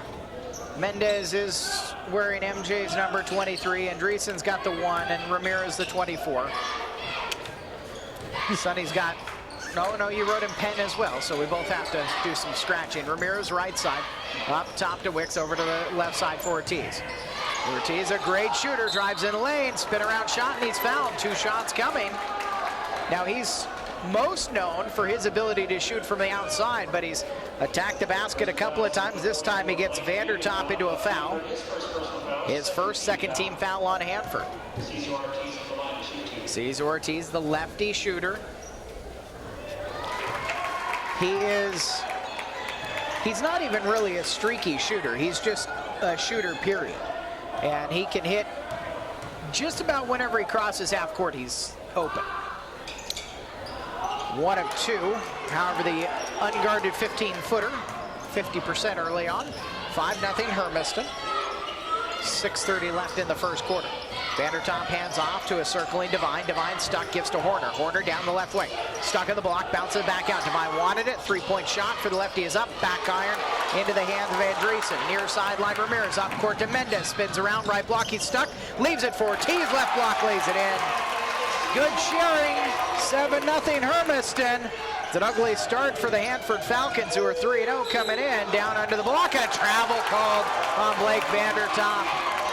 Ball there, the coach stands up, looks at Bruce Meekum and says, I need a timeout. 30 seconds, please. Hanford down 7-0 in the first 1 minute and 56 seconds of this contest. It's a dream start for Hermiston, their home opener. Well, Hermiston doing a good job of pressing the, pressing the action here. Going to the basket and getting the ball. I mean, they're doing a very good job defensively, getting out there, making Hanford taking advantage of Hanford's misses on the boards, and then pushing the ball down court. Something we haven't seen from Hermiston, and hopefully we'll see a lot of this year, because if they can play at this pace and continue to push, they can cause a lot of problems for other people in the league. I mean, the thought's got to be they have to push the pace, because as I said, it wasn't a joke. Ryan Andreessen at 6'2", he's the tallest guy on the roster. Jordan Ramirez has it over to the left side. Andreessen around a pick. He's also a very good outside shooter. So is he. Ortiz, top of the key three. Cesar Ortiz from distance. 8 points for him of Hermiston's 10-0 lead. 5:40 left in the first quarter. Lobbed air ball picked up by Ramirez. Ramirez spins up court to Ortiz. Ortiz in the right wing. Back up top to Ramirez. The point guard going to work. Drives down left lane. Into traffic. Fouled as he went up for a shot between 2 defenders. Devine and Horner were there. I think it's going to be Jared Devine who goes into the booking book. He does. First for him. Third for Hanford. And Ramirez, they're getting to the line. Ramirez has already made 2 shots at the foul line. Ortiz is 1 of 2. Ramirez hits the first.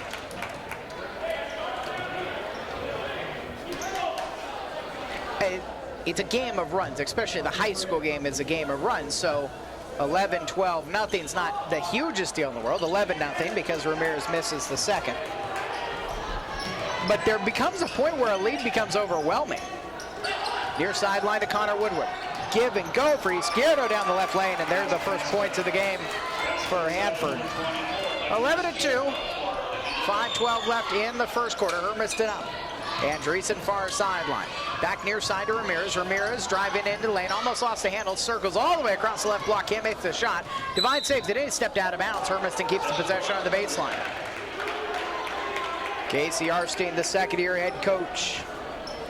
2 fingers up on his right hand. Yelling it down to the other side where Hermiston attacks. Off to the west end here at Hermiston High. Around Ortiz. Left wing. Spots up a 3 swish. You get this kid hot early in the game, and it is lights out. 14-2, and a throwaway by Hanford 4:47 left in the first quarter. Hanford turnover. They'll make a change. Luke Sudi, 6'4" junior, will come into the game and give Devine a break. So bigger lineup now for Hanford. Small didn't work. We'll see if Big gets the job done. Now we've got a pause. Is there a problem with the scorer's book? Dana Reese coming down to talk to Paul Mayer. And the head coach at Hanford for over 2 decades.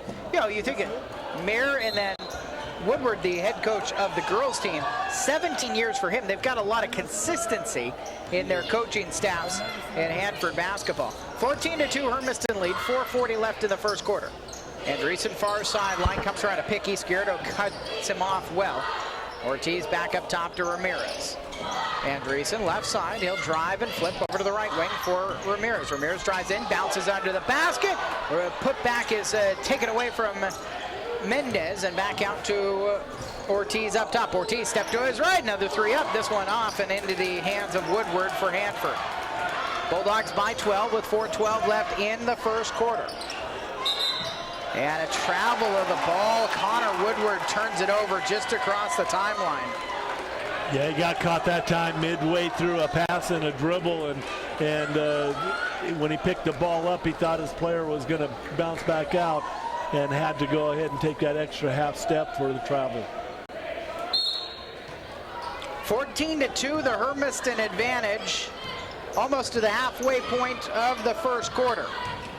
Ortiz hands off to Andreessen, circling to his left, pulls up top of the key, leaves it for Wicks. Wicks now gives up near sideline to Ramirez. Ramirez one-on-one with Horner, kicks it out to Ortiz left side. Ortiz closed out by Sudi, spins into the lane, hangs on the rim and off to Vandertop's hands. Still a 12-point lead for Hermiston, 3:42 left in the first quarter. Left wing open for Sudi, he'll drive baseline, turn around, faded away from 8, knocked down. Luke Sudi has cut the Hermiston lead down to 10. Bulldogs operating off to our right, and a foul as Andreessen was trying to drive in the motion offense. He was held. And it's Dan Izquierdo who picks up his first. 14 foul on Hanford. And Hermiston will make a couple of changes. Andrew Earl into the game. And Patrick Wicks into the game. Cole Smith will inbound on the baseline. So they just changed their starting lineup is what they did.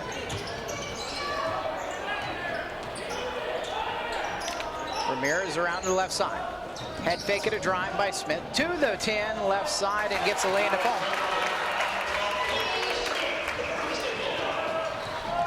(16-4).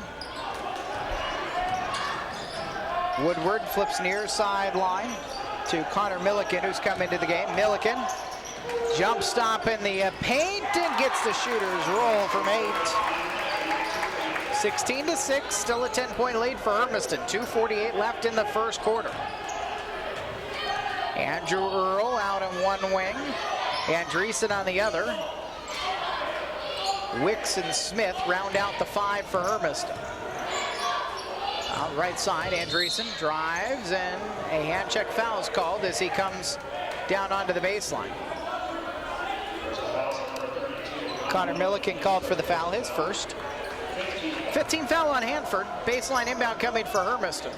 Smith lobs it into the paint. Andreessen catches and flips it up and in with his right hand. Andreessen's first points have Hermiston down in front 18-6 with 2:22 left. Near sideline, ball tipped out of bounds, last off of Ramirez. And so Hanford will inbound right in front of Casey Arstein, the Hermiston head coach. Garrett Horner to put it in play. Bounces it to Blake Vandertop between the circles. Hand off, bobbled for a second for Woodward. Works over to his right side, comes back left, and to Milliken on the left wing. Guarded by Earl there. Milliken puts it on the floor. Spin around Earl, and he'll go to work too hard on the 8-footer. Ball poked away from Wicks and picked back up by Hanford. Woodward, pull-up 18-footer, knocked it down. Connor Woodward can shoot just about anywhere on the floor. He's kind of like Cesar Ortiz in that way. Left corner, open three for Wicks, front iron off, rebounded by Horner, and then he's fouled by Wicks in the backcourt. That's the first foul of the game on Hermiston. With a minute 45 of the clock in the first period, Bulldogs lead is 18-8. Cesar Ortiz is back to the scorer's table. He'll come in for Wicks. And for Hanford, David Agosny, a 5'11 junior, will come into the game for Horner.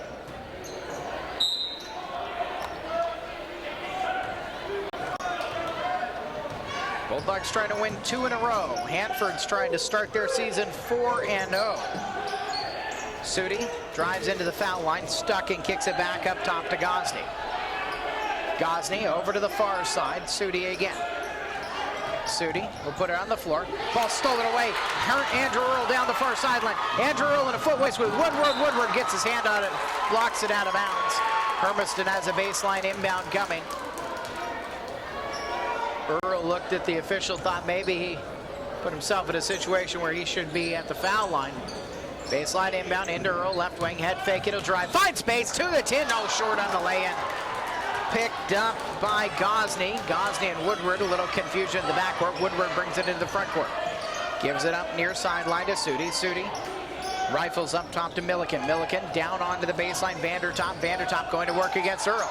Vandertop down on the right baseline, and a foul called on Andrew Earl for good defense. It is. It's on Andrew Earl for good defense. Yeah, rewarded that way. Vandertop at the line. He will take a couple of free throw shots with 58.9 seconds left in the first quarter. To get it back to single digits, he will, with the first one going. These are the first foul shots of the game for Hanford. They've trailed by as many as 12.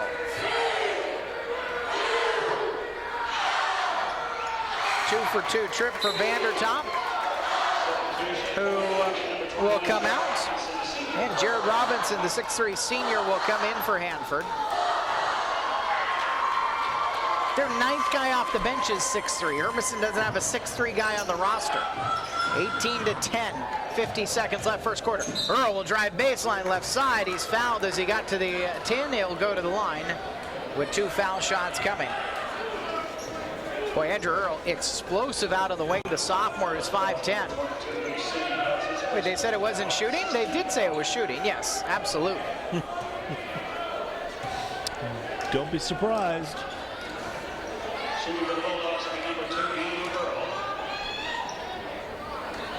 Andrew Earl, part of that state championship football team, didn't see a ton of time at the varsity level this year, but he was the man when we're putting scout teams together. He was the #1 guy all season long for the other team. 1 of 2 trip to the line for him, and Hermiston's lead is 9. Down on the other baseline and a foul. Big swipe by Cole Smith. He'll commit the harm. And put Luke Sudi at the line with 2 foul shots coming for him. 42 seconds left in this first quarter. 19-10 is the scoreline. Sudi, 6'4 junior. Righty shooter is up and good with his first, and now Hanford's 3 for 3 from the charity stripe.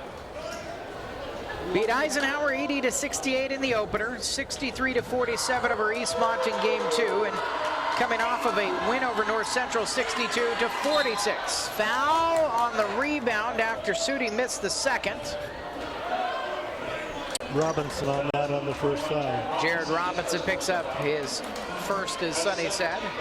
17 fouls, so we get to go to the other end of the floor. I've only got 6. I've only got 6. Again, we talked about this in the girls' game. This is partially on Hanford to This is all on Hanford. figure out who's got the fouls, who doesn't have the fouls. They've got Sudi with a foul up there on the board. Missed on the 1-and-1, however. And there's 33 seconds left. Woodward hands off on the far sideline for Gosney, who gets around Earl, who swiped for the ball. Woodward left corner three, swish. Connor Woodward, give him an inch, and he'll take it. Hermiston's lead is 19-14 as Hanford's clawed their way back into this game after being down by as many as 12. Ramirez at the jump circle, holding for last shot, 10 seconds left in the quarter.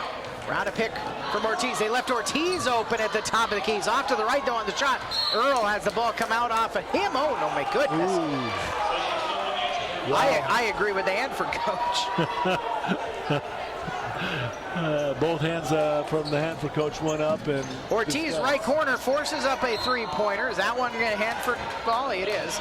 3/10 of a second left. Ortiz rushed a shot there at the end of the quarter. And it'll be 19-14 as we end one quarter here at Hermiston High School. We're back with second quarter action after this on AM 1360 KOHU.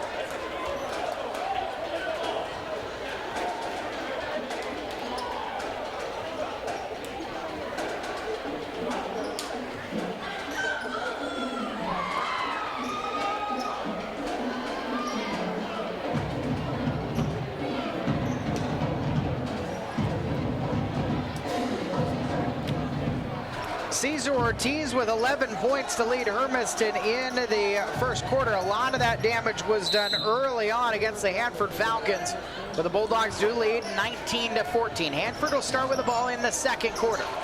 And the inbound goes into Luke Sudi, and he's stuck in the corner, and then a hand check foul is going to be called. If you were wondering about the physicality that was going to be allowed in this game, it's no, there won't be any. Ryan Andreessen called for the foul. His first, 14 foul. Into the right corner, Woodward up with a three-pointer, leaning shot, rebound, put back by Sudi. Well short on that. It's tipped out last off of Ortiz. And it'll be Hanford's ball on the baseline. Bulldogs lead is down to 5. They led by as many as 12. They have not trailed in this game. They started the game on an 11-0 run. Ball far sideline. Sudi loses out of bounds into the Hermiston cheerleaders. And the Bulldogs attacking left to right will have possession, but not before a line change for Hanford. Who will they leave on? They'll leave Woodward on and bring everybody else off of the bench. Puts the starting 5 back on the floor for them. Porter, Devine, Izquierdo, and Vandertop join Woodward. Cesar Ortiz, Jordan Ramirez, Ryan Andreessen, Adrian Mendez, and Patrick Wicks right now. This was the 5 that originally was expected by Casey Arstein. He switched Wicks and Cole Smith at the start of the game. Wicks down onto the baseline for Mendez. Skip back out to Ramirez left side. Ramirez near give to Wicks. Wicks back over to the left side. Ortiz catches about 23 feet. Not out of his range, but not the kind of shot that he'd want right now. But it's not the kind of shot Casey Arstein would want right now. You kind of get the sense with Cesar, he wants a shot every time he touches it. Shot too long that time. Rebounded by Horner. Good possession, no points though. A minute gone in the second quarter. Over the right wing, Woodward wide open for three. Mendez didn't pick him up against a shooter's roll. And a timeout for Casey Arstein, who is hot. You cannot let the best shooter on the other team wide open, and it's a 30-second timeout for the Hermiston Bulldogs. 6:47 left in the second quarter, and Hanford has closed the Hermiston lead down to 2. Yeah, Hermiston right now is not attacking the basket like they did, like they started the game. The one thing Hanford did, you know, when they first started this game and then they were a little bit smaller, they went in with some height. slowed Hermiston's ability to go ahead and go to the basket and take control in there, and absolutely took control of the boards. Hermiston was relying upon scoring from outside and went a little bit cold after Ortiz hit, was it 4 of his first 6 shots. Far sideline there sees Ortiz. He's got 11 points, still leading scorer. Shot off. Mendez battling for the rebound. It's poked out of his hands by Vandertop, and they'll give the ball to Hanford. 19-17 Hermiston's lead, but Hanford could tie it with this possession. They've trailed the entire game. 6:28 left in the first half. Bounce to Izquierdo. Izquierdo, right elbow extended. Vandertop knocks it down and ties the game. 19-all with 6:16 left in the second quarter. And we have our first tie. Inside Andreessen, left elbow against the Hanford zone. Flips it back out to Ortiz. 2-3 look right now for the Falcons. Over to Ramirez right side. Down on the baseline. Mendez leaves it Andreessen in the paint. Kicks it back out. Ortiz tries another 3. Knocked it down. It feels like you're playing with fire if you're going to sit in that zone. Ortiz eventually will get an open shot out of it. And Hermiston's back in front, 22-19. Down on the baseline. Double team comes immediately to Izquierdo. Kicks right corner. Woodward 3. Front iron off. Is this game going to be a 3-point contest between Woodward and Ortiz with a little bit of basketball in between? 5:30 left in the second quarter. Wicks up top, near sideline, gives to Ortiz. How about another 3? Knocks it down. Timeout, Palmer. 25-19. This one's a full timeout. The Ortiz-Woodward show continues after this 1-minute break on KOHU.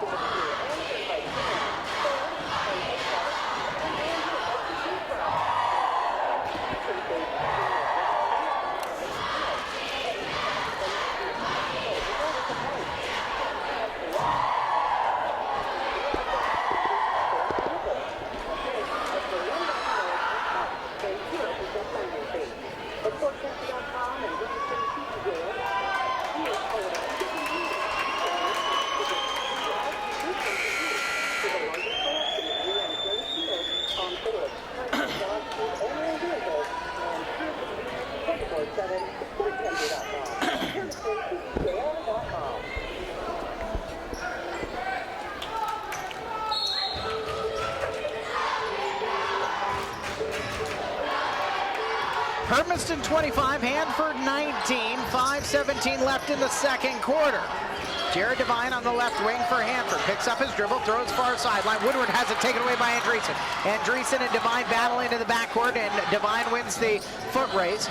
Mendez picks up Devine and sticks him on the left elbow extended. Bounce pass far sideline to Horner. Horner on the left wing has a pocket picked by Ortiz. Ortiz with a 2-on-2. Crosses over Devine, takes it in right side and lays it in. Oh my goodness, what a take. Swipe in the score for Cesar Ortiz. He's got 19. And Hermiston's back out in front, 27-19. 4:40 left in the first half. Izquierdo gives near sideline to Woodward. Got an open space. He can't get the shot. Front iron off. And Ortiz has the rebound. 4:29 left in the second quarter. Hermiston 27, Hanford 19. Hanford had come all the way back from 12 down to tie this thing at 19 apiece, but Hermiston's now on an 8-point run and a hand check foul on Dan Izquierdo. Guarding Andreessen. It's the 18th foul on Hanford, so Ryan Andreessen's going to go to the foul line, shoot the 1-and-1. Hermiston's 5 of 8 from the charity stripe at this point in the game. Luke Sudi will come back in for Devine.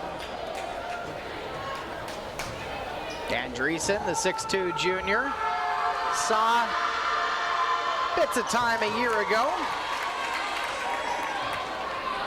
He's in some ways in that Cody Moss role this year. A year ago, Cody was program 6'3", and that made him the tallest guy on the roster, so he ended up playing 5 quite a bit. But he's really a wing player, and Ryan Andreessen, he's really a wing player as well. Second foul shot doesn't go because of a lane violation, and it missed anyway. 28-19 Hermiston, almost to the halfway point of the second quarter. Corner between the circles, guarded by Ramirez and the Hermiston man-to-man. Far sideline Woodward gets around Andreessen, down on the baseline, 12-footers too hard, rebounded by Ortiz. Up to the far sideline, Ramirez. Ramirez flies into the front court. Ramirez puts his shoulder down, offensive foul, as he ran right over top of Connor Woodward, who did well to position himself there to draw the charge. Yeah, that looked like a running back trying to go for a first down, and got the shoulder down, and I tell you what, he's quick enough that he doesn't need to try and go straight out. He could have made one little juke there and made the basket. 3:50 left in the second quarter, 28-19 Hermiston. On the near sideline, Sudi holding, double dribbled, but they didn't call it. Back out top to Horner between the circles. Horner, Ramirez goes for the steal, gets it. Mendez up court to Ramirez. Ramirez with 2 defenders hanging on him, flips it up. It's poked out of bounds on the miss by Wicks, and Hanford will have the possession. Ramirez made a good defensive play to knock it out, but could not finish in traffic on the other end. 3.5 minutes left in the first half. 28-19 stays the scoreline. Woodward around the pick over to the right side, into the hands of Sudi. Sudi looking down inside, now he'll put it on the floor, drive against Wicks, leave it out to Vandertop. Vandertop drives baseline, all the way to the basket, and he stepped out of bounds. Yeah, I wondered how close he was going to allow him to get. Eric, I'm telling you, they're really letting this thing starting to get a little bit more physical now. Good. Yeah. That was a ridiculous start to the game. Every time somebody breathed on somebody else, we called something. Well, it's basketball. It's not a non-contact sport. Ramirez driving right side, kicks into the left corner for Andrew Earl, who just got into the game. He walked, then he drove in to a 15-footer and knocked it down. He did walk. For my one Hanford fan listening, 30-19, just, to make sure everybody thinks I'm impartial. 2:45 left in the second quarter. Horner picks up his dribble on the far sideline, bounces the right corner. Vandertop will drive. He walked as well, stuck in the paint, kick to the left elbow. Jumper for Sudi is up and off, and rebounded by Cesar Ortiz. Cesar Ortiz has a 3-on-3. Ortiz into the left wing, leaves into the corner for Earl. Tees a tray off the side iron and into the hands of Vandertop for Hanford. 30-19 Hermiston. Bulldogs right now on a 11-0 run, and we've got a timeout given to Hermiston. 30-second variety will be the second 30-second timeout taken by Hermiston. 2:20 left in the first half. The timeout to keep possession for the Bulldogs. But they're on an 11-0 run right now. Started the game on an 11-0 run. And in between, Hanford tied it at 19 apiece at one point. It's 30-19 right now. Yeah, that time there, I tell you, Hermiston showed their speed. So did Hanford, but Hermiston got a little play with a little bit of a cross body block by Andrew Earl coming down to try and knock that one away. But, if they're going to allow this game to go this way, Hermiston, these are two pretty well evenly matched teams as far as quickness goes. Good-looking bunch of juniors on Hanford's side, and, the senior team of Hermiston out here. Well, not many seniors for Hermiston, if we're being frank. True. Into the lane, catch there by Cole Smith. Cole Smith kicks left corner, and Andreessen switches a 3. Or they call it a long 2 down in the corner. They called it a long 2. Andreessen's got 5. 32-19, now the Hermiston's biggest lead of the game. Far sideline, out of bounds. Smith stole it away, and then he slid into the cheerleaders. Far sideline, Sudi will inbound. And Sudi trying to get in against Smith, gets it in, flip to Milliken. Milliken between the circles up top. Waiting for Woodward to come around to take a handoff from him. Woodward has it down the right lane.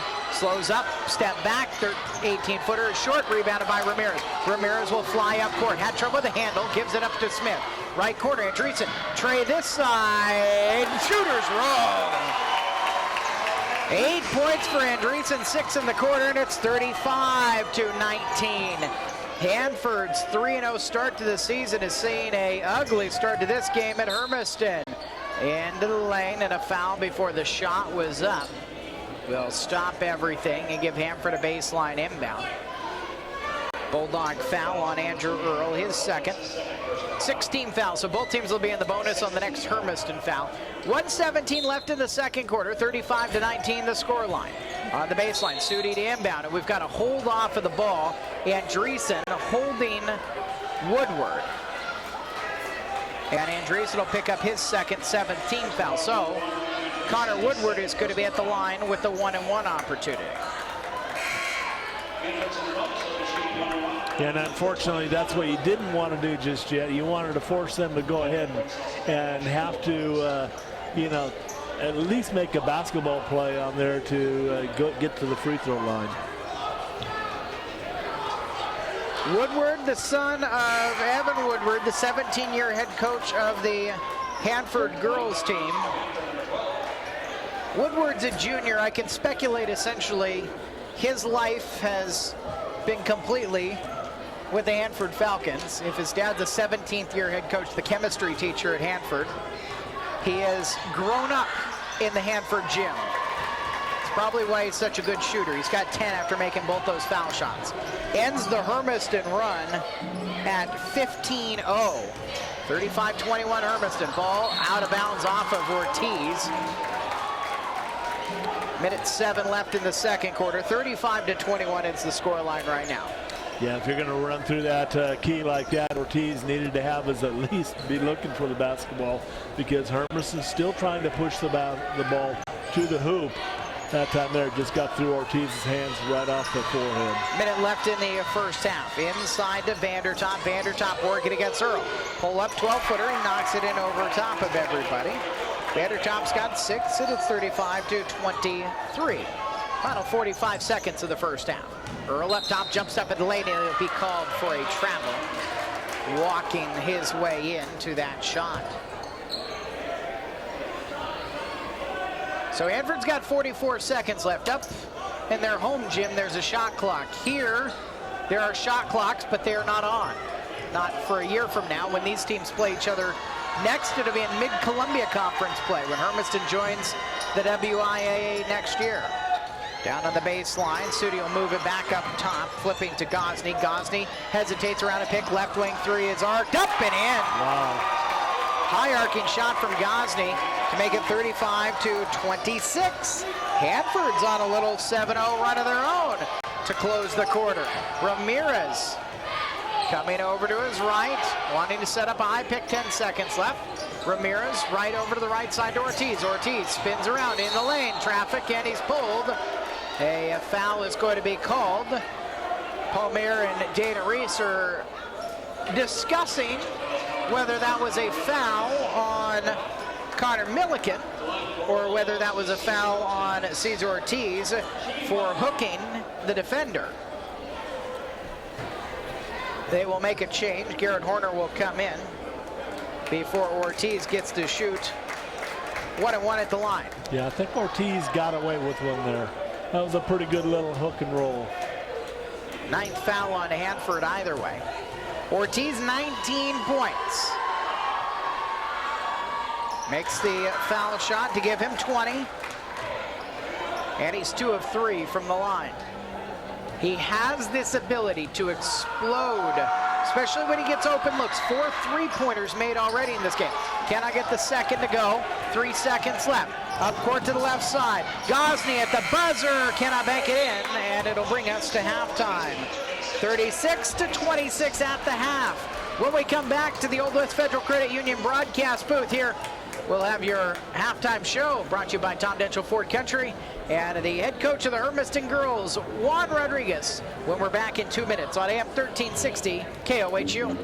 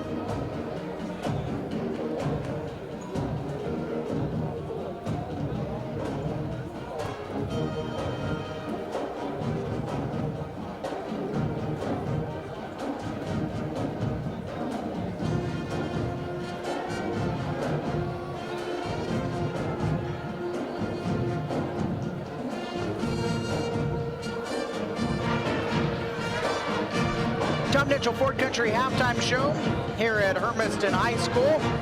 At the half of the boys game, 36-26, a game defined by its runs by both teams. Hanford closes the half on a 7-1 run to get back to within 10. This thing has been back and forth seesaw type battle. Was not the same case in the girls game. Hermiston took an early lead and they went wire to wire 55-38. And for head coach Juan Rodriguez, it's a first win of the season. How important was the quick start? 14-3 there in the first quarter, just to get out and kind of start to get the monkey off your back. It was all about confidence. You know, we talked about it in the locker room, and I talked about having a good first quarter because we didn't on Saturday, and having a good first quarter with good intensity, pushing the tempo, and getting easy baskets in transition really helped the girls settle in. And once that happened, you know, you saw that we started to shoot the ball well, but it all started with coming out with good up-tempo, good defensive pressure. We've had this conversation a few times now since the opener at Walla Walla about needing to be more aggressive. There's a difference between aggressive and reckless. Did you get the aggressive you wanted tonight? Yeah, for the most part, I thought our girls did a good job of going downhill on our dribble drive offense and getting into the lane and forcing outside. And when we can do that, you know, we got good standstill shooters like Hannah and Maddie and Reagan coming in, and they do a good job of setting up shots. But our big focus yesterday at practice and today was getting into the key offensively, going downhill and going not necessarily east and west in our dribble drive, but more north and south. In the pregame, I asked you for an X-Factor player. You picked Hannah. She hit 3 3-pointers tonight. Was that the game you need from her every night, more or less? Yeah, I tell her, you know, she needs to shoot the ball about 10 times a game, and if she makes 3, we're going to be pretty successful. And we talked about in pregame, you know, if we hit 3 to 4 threes, we were going to win. I think we hit 7, and it's big. It's big from Hannah to come in after not playing this weekend, and she did a good job. But that kind of just got everybody going. Once she hit some threes, Jazz got in hitting some threes, Reagan did, Maddie did, and so it really helps us in freeing up some of our dribble drive stuff. Like the boys, you've had to play quite a bit here early in the season. Did you go into the game knowing that you wanted to get more bench minutes in tonight? Yeah, I think especially early in games and early in the season, I want to see what I have. And I haven't been able to do that on Friday, Saturday, and Tuesday just because of the nature of the games. But I want to give those girls opportunities to show me what they can do.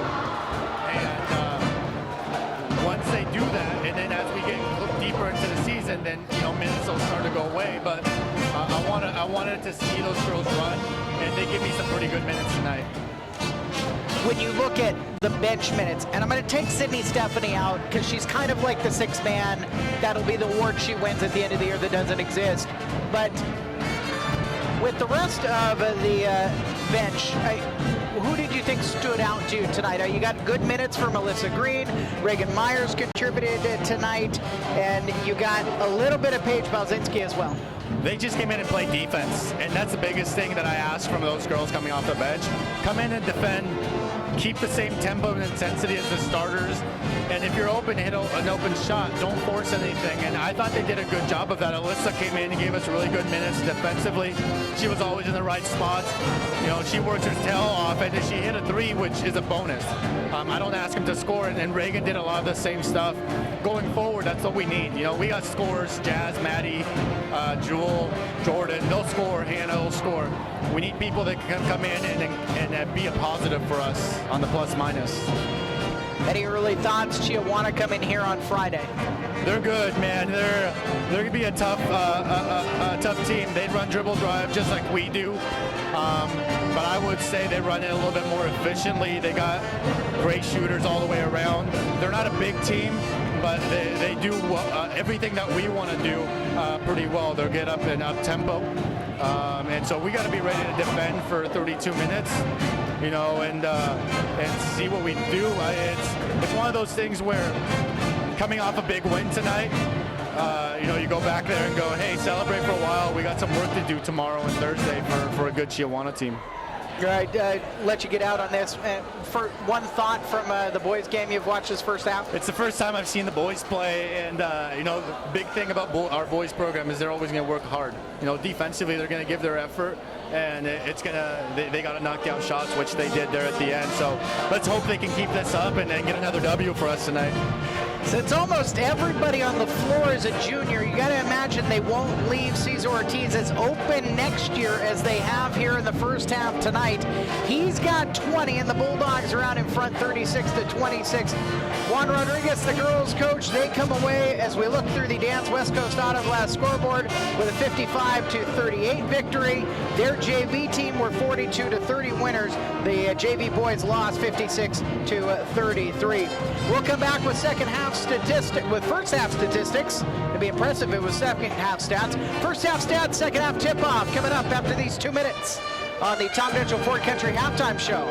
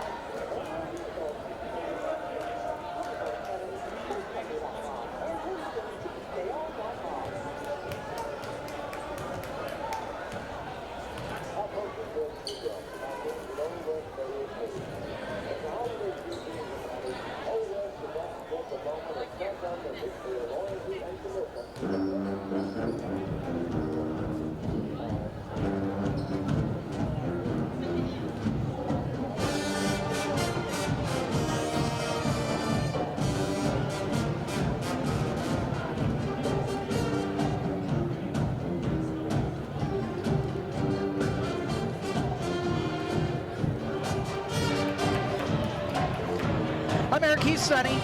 It's the end of the Tom Mitchell Ford Country Halftime Show. Some first half statistics for you.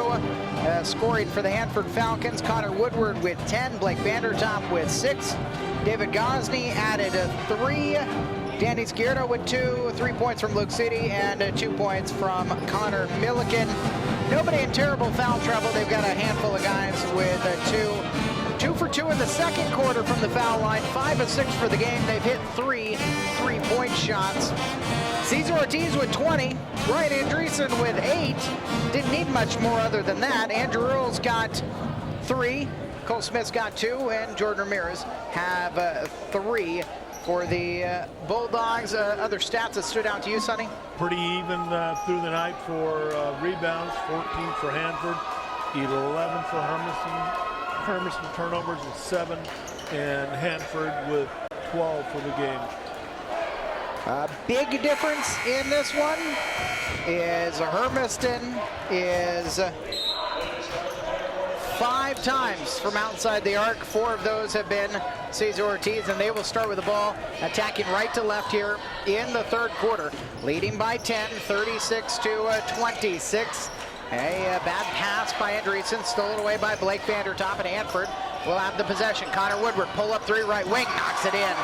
He is still dangerous. His third 3-pointer of the game, he's got 13. Jordan Ramirez kicks over to the right side for Wicks. Wicks will drive in, Off the glass and good from 8 feet away. Patrick Wick's first points of the game. Did not start in this game. Instead, it was Cole Smith. Up to Vandertop, right elbow, back out to Jared Devine. Devine stuck on the baseline, back out to Horner. Horner poked away by Ramirez. Horner get it back. Horner at the top of the key, spins around, bounces it back out to Devine. Garrett Horner, Jared Devine, Connor Woodward, Danny Scierto, and Blake Vandertop. And we're coming the other direction, a carry of the ball by Hanford. Not quite a minute into the second half, and Hermiston's lead is 38 to 29. Cesar Ortiz hands off to Patrick Wicks on the far sideline. Around an Adrian Mendez screen. Ryan Andreessen and Jordan Ramirez round out the 5. Ramirez has it in the right corner. Ramirez hesitates, dumps it under the basket for Mendez, who lays it in. First points of the game for him. And Hermiston's lead is 40 to 29 with 6:43 left in the third quarter.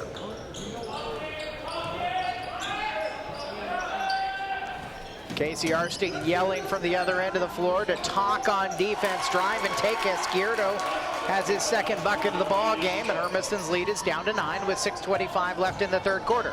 Ramirez other end quickly to the 10, cannot get the lay-in to go, and it's pulled away from Mendez by Vandertop. Hanford attacking, down by 9 with 6:16 left in the third quarter.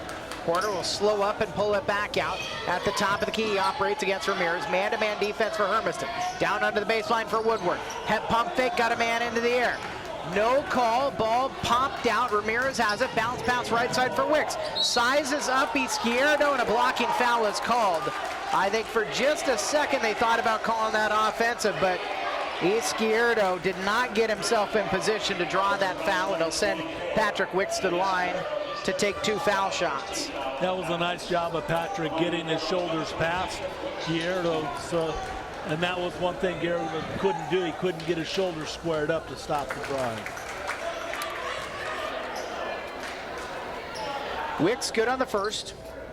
Wicks is really between these two teams. Wicks is the one senior that's getting a lot of time tonight. Missed both of the foul shots. 41 to 31 is the score line. Or no, he made one.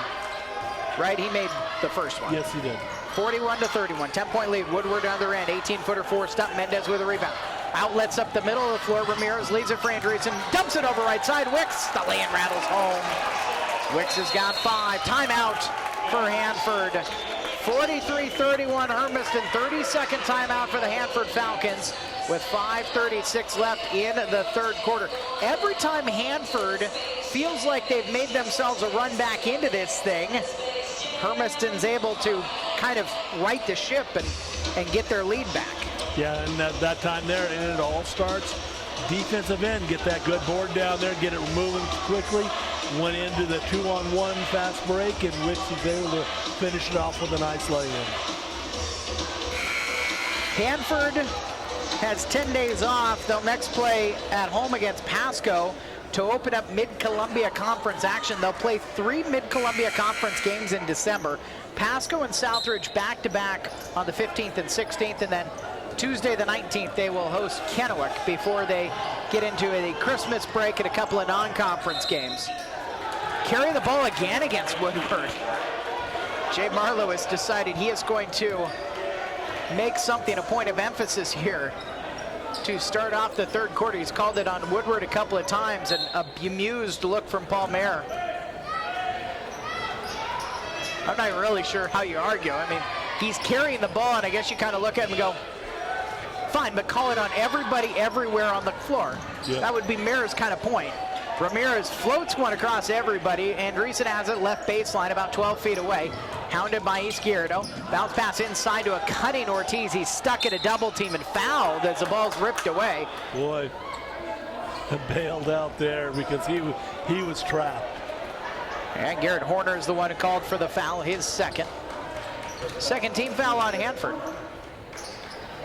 5:06 left in the third quarter, 43-31 Hermiston. Inbound to Andreessen. Andreessen comes to his right, has the ball poked out. No, a hand check foul is called on Blake Vandertop, his second, and the third team foul.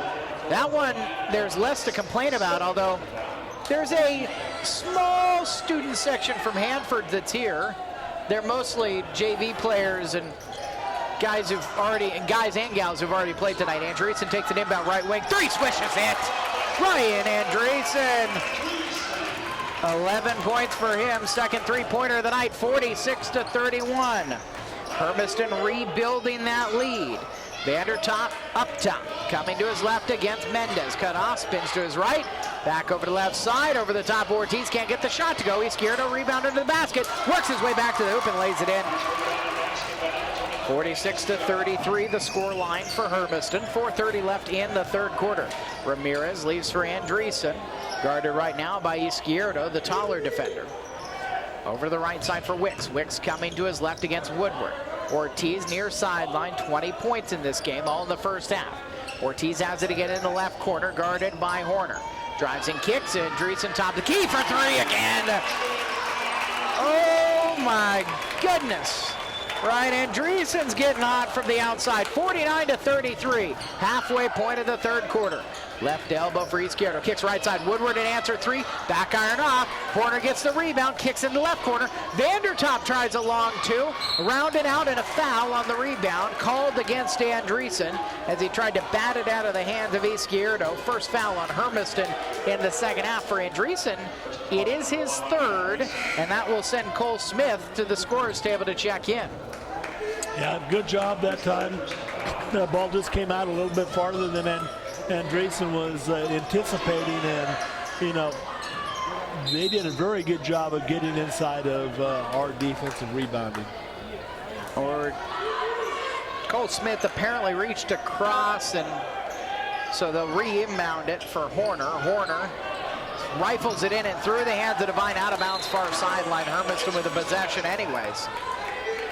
3:48 left in the third quarter. The Bulldogs lead is right now 49-33. This is their largest lead of the game. Matches their largest lead of the game. Near sideline for Wicks. Wicks will drive baseline, blocked away by Izquierdo. Out to Woodward on the near sideline. Down the near side court, he'll run. Pull up his dribble in the right wing. Horner kicks over left side for Vandertop. Drive it against Mendez. Into the paint. Layup will not go. Rebound put back for Vandertop. That one will go +1. Cole Smith got Vandertop, and right now Blake Vandertop has got the most energy, and it's not even a contest for the guys down there on the floor in purple. No, it's not. You know, they came out there trying to get their energy levels going, and so that they can get it. Well, I tell you, when they're running and they're playing well, this is a pretty tough team that's on the court. Vandertop hits the foul shot. He's got 9 now. 49-36. Ramirez to Wicks to Ortiz left wing. Up top to Smith. And around the perimeter they go. Down under the basket. Mendez spins to his right and lays it in. Great look and drop for Mendez, who's got 4 points in this quarter. 51-36 Hermiston. 2:57 left in the third quarter. To the 10, Devine is fouled. And Patrick Wicks will send Jared Devine to the line to shoot a pair. Yeah, that time there, Wicks came out hard at Devine. Devine just put a little bit of a head juke up and went by him. And Wicks tried to catch up, but just got the body as the shot was going up. Devine, who is scoreless in this game, misses the first shot. Wicks, with his second foul, will come out. Casey Arstein puts an arm on his shoulder, instructing on what was going on the offensive side of the floor. Andrew Earl is the one to replace Wicks. And Devine gets into the scorer's book, making the second foul shot. 51-37 Hermiston with 2:50 left in the third quarter. As Jordan Ramirez brings it into the front court, he'll leave it for Cesar Ortiz. Far side for Cole Smith, circling up top, and a hand check foul called on Dan Izquierdo. That is his 4th foul. The 6'3" junior picks up the 4th team foul, and Izquierdo obviously has got to come out. Luke Sudi will replace him. I was wondering about that. You know he's just picked up 4. The officials know he's just picked up 4. Couldn't just leave him out there and see how much longer he can go. Ball batted away from Earl in half court. He keeps it into the front court and will take it to the top of the key. Crossover to his right, kicks right corner. Smith for three, front iron off. The rebound battled for. Mendez loses it. Out off of him last. Hanford ball. 51-37 with 2:22 left in the third quarter. Bulldogs trying to win 2 in a row and improve to 2-2 early in the season and beat a 3-0 Hanford team. Bulldogs on Friday will be back here against another MCC opponent. Another next year league preview. Chiawana is coming to town. 2:05 left in the third quarter. At least with Chiawana, we don't have this same HS purple and yellow or purple and gold, the color scheme problem. I mean, their Pasco's even worse because they're purple and white and they're the Bulldogs, but they're PHS at least. Right side, Horner for three, off and into the hands of Ortiz. I've proposed the 3-school battle for the school colors, the mascots, the logos, it all. If you lose, you've got to change. 90 seconds left in the third quarter. Nobody is listening to me. It's probably because of when I'm saying it. Ramirez circles into the paint. Righty teardrop goes in. Found some space, and Jordan Ramirez first points since the first quarter. Make it 53-37. I've said the Hanford Radioactive Isotopes would be a good mascot. Neon green, the color scheme, with some neon yellow maybe, or neon orange. Too close to the Bombers, though. Well, neon green, though, okay. Instead of kind of the... Bombers really a Pendleton green. Wow. Blocking foul as Vandertop took a circuitous route across the baseline. They almost let that one go. That could have actually gone either way because Vandertop actually looked like a running back coming through the hole that time. Cole Smith called for the foul, his third for team foul. And Omar Garcia, 5'10" senior, will get his first time tonight. 52.8 seconds left in the third quarter, 53-37. I got the, if you're wondering, Woodward, a foul call. The ball bounced off of Woodward's face and he kind of reacted backwards, and Ramirez is going to get called for a foul.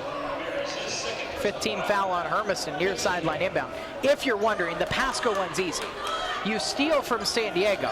Pasco Padres makes a ton of sense.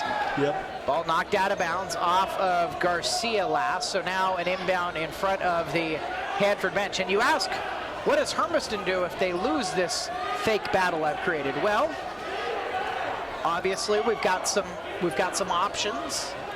The Spuds, the Heat. I like Wheattown, the Melons. Ball knocked out of bounds. A foul on the inbound. Oh, the foul's going to be called against Sudi under the basket, his second. Yeah, that was kind of not hard to pick up because when the ball went up, Sudi just kept walking up underneath, Jordan Ramirez, or actually up underneath Garcia, and when Garcia was going, and that was kind of not a hard foul to pick up that time. 5 on each team, 47 seconds left in the third quarter, 53-37 is the scoreline. I'm done with the little mascot thing now.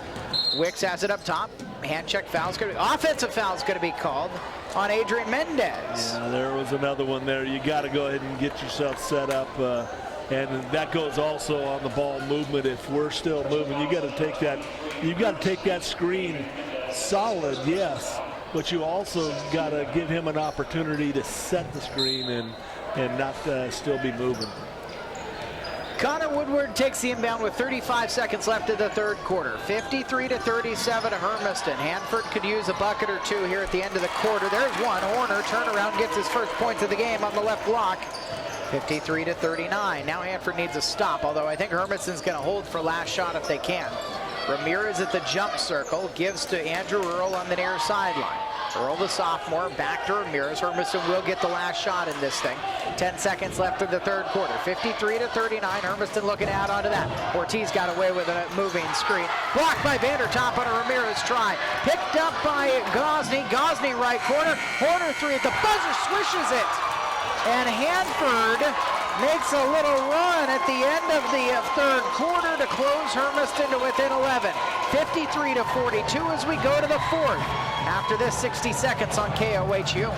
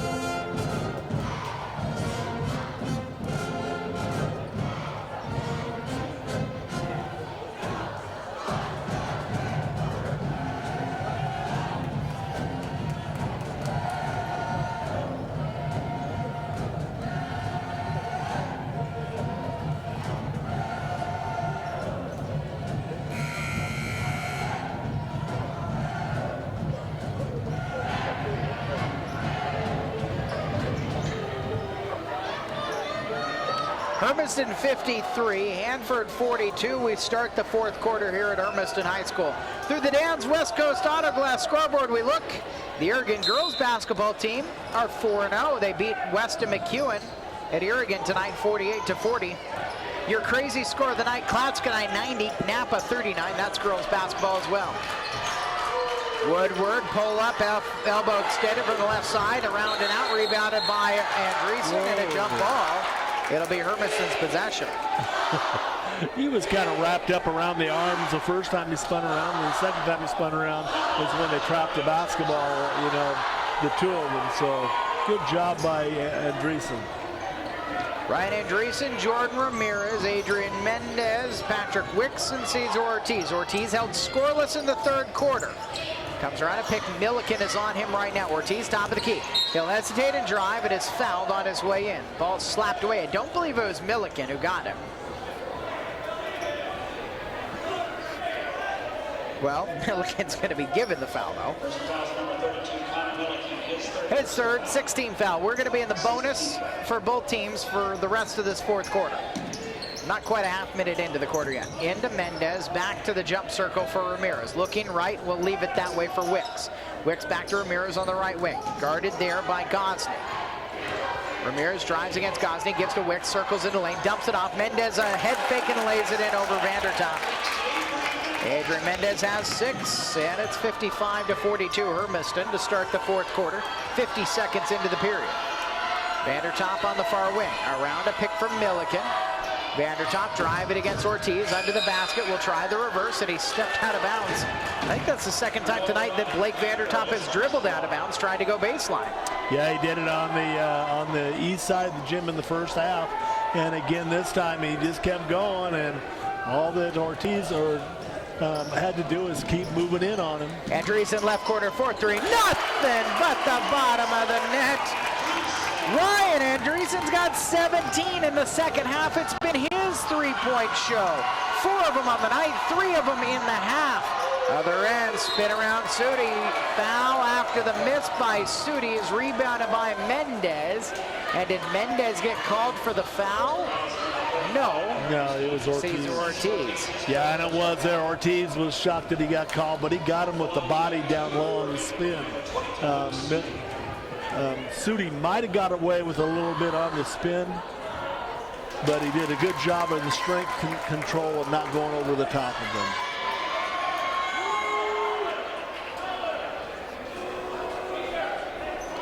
Well, the first one goes for Sudi.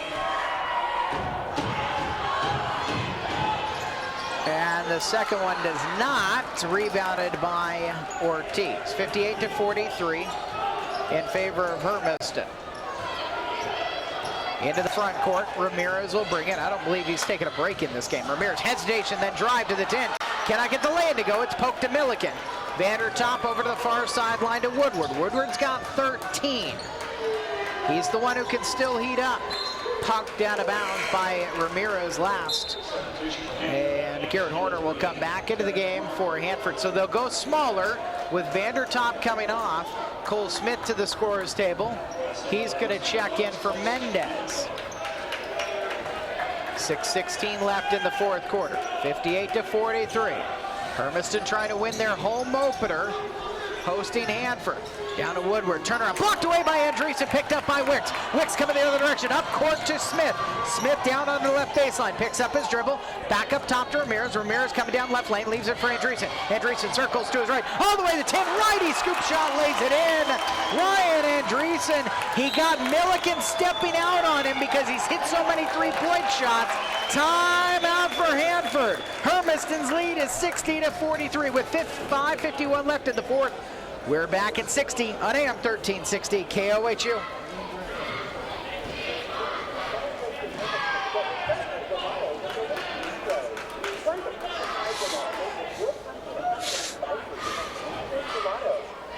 All right, let me see if I can get this under control here. Hanford was 2 of 3 in the third quarter, so they are 7 of 9, and then 1 of 2, so now they are 8 of 11 foul line. Yes. Yeah. And Herm was 1 of 2 in the third quarter, so they are 8 of 14. 8 of 14. And they have not taken one here in this quarter. 3-point shots is at 6 for Herm, and Hanford is at 5. 8 for Hermiston. 3-pointers. 60-43, Hanford with the ball, right wing, 3 for Gosney, back iron off, long rebound, Gosney gets it top of the key, drives down left lane, floats one up and just kind of threw it up with the hoop and it goes in. Gosney's got 5, Hermiston's lead is 15. 60-45, 5:20 left, right side, 3-pointer for Wicks around and out. Rebounded by Milliken. Milliken gives to Horner, Horner up court. Andreessen is guarding Woodward. He's the shooter. Woodward catches right wing. Comes around a pick. Left side shot is up and in. Over the top of Smith. So it was that pick. And then the pop goes up for Woodward. He's got 16. He has 4 of the 6 3-point shots hit by Hanford tonight. 4:50 left in the fourth quarter. 60-47. Ramirez onto the right wing for Ortiz. Ortiz, 20 first half points. He has been held scoreless in the second half. Left corner for Smith. He'll drive and then kick. Lob back up top, around the right corner. There's an Ortiz 3, right corner swish. Give him an inch, he'll take it. That's his first shot of the second half, Eric. He's got 5 3-pointers. Andreessen's got 4 more. Lead for Sudi, right side, easy lay-in. Hermiston not back on defense. And so Hanford's able to come back down the floor and get a quick score. Their deficit right now is 63-49 with 4:10 left in the fourth quarter. Jordan Ramirez up top with Horner on it. Gives it to Cole Smith near sideline, lobbed across to Wicks on the right wing. Into the right elbow, jumper, turnaround, knocked down by Andreessen. 21 points for Andreessen. He's got 13 in the second half, 65-49 Hermiston. Gosney around to the left side, Woodward around to another pick, right wing 3, and he hits one as well. Timeout to Casey Arstein. 65-52 with 3:39 left in the fourth quarter. It's a full. We'll take 60 on 1360 KOHU. Actually, that was a tough.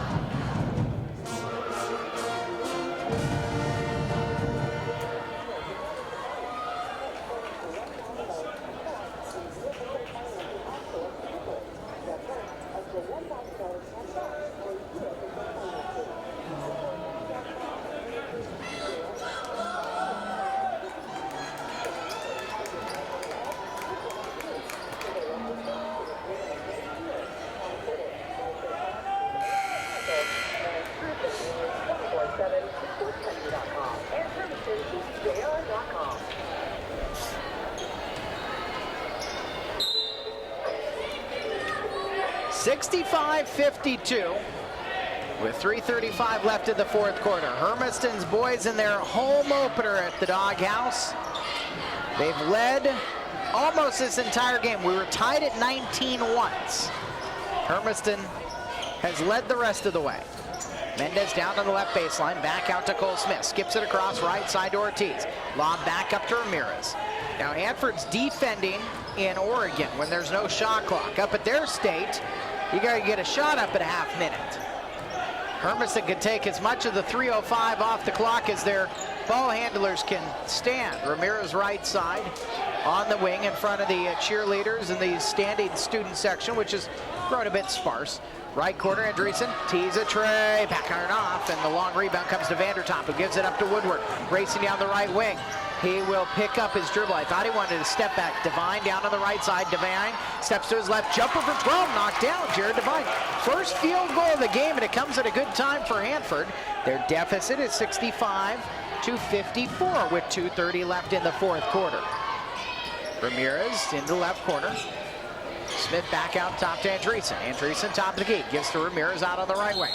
Job step by Jordan Ramirez, and a foul is called. 1-and-1 opportunity. Ryan Andreessen was held off of the ball by Danny Scierto. And Danny Scierto is going to make one last plea that that wasn't against him before he will step to the bench. Fouling out of this game, the 6'3" junior has with 6 points.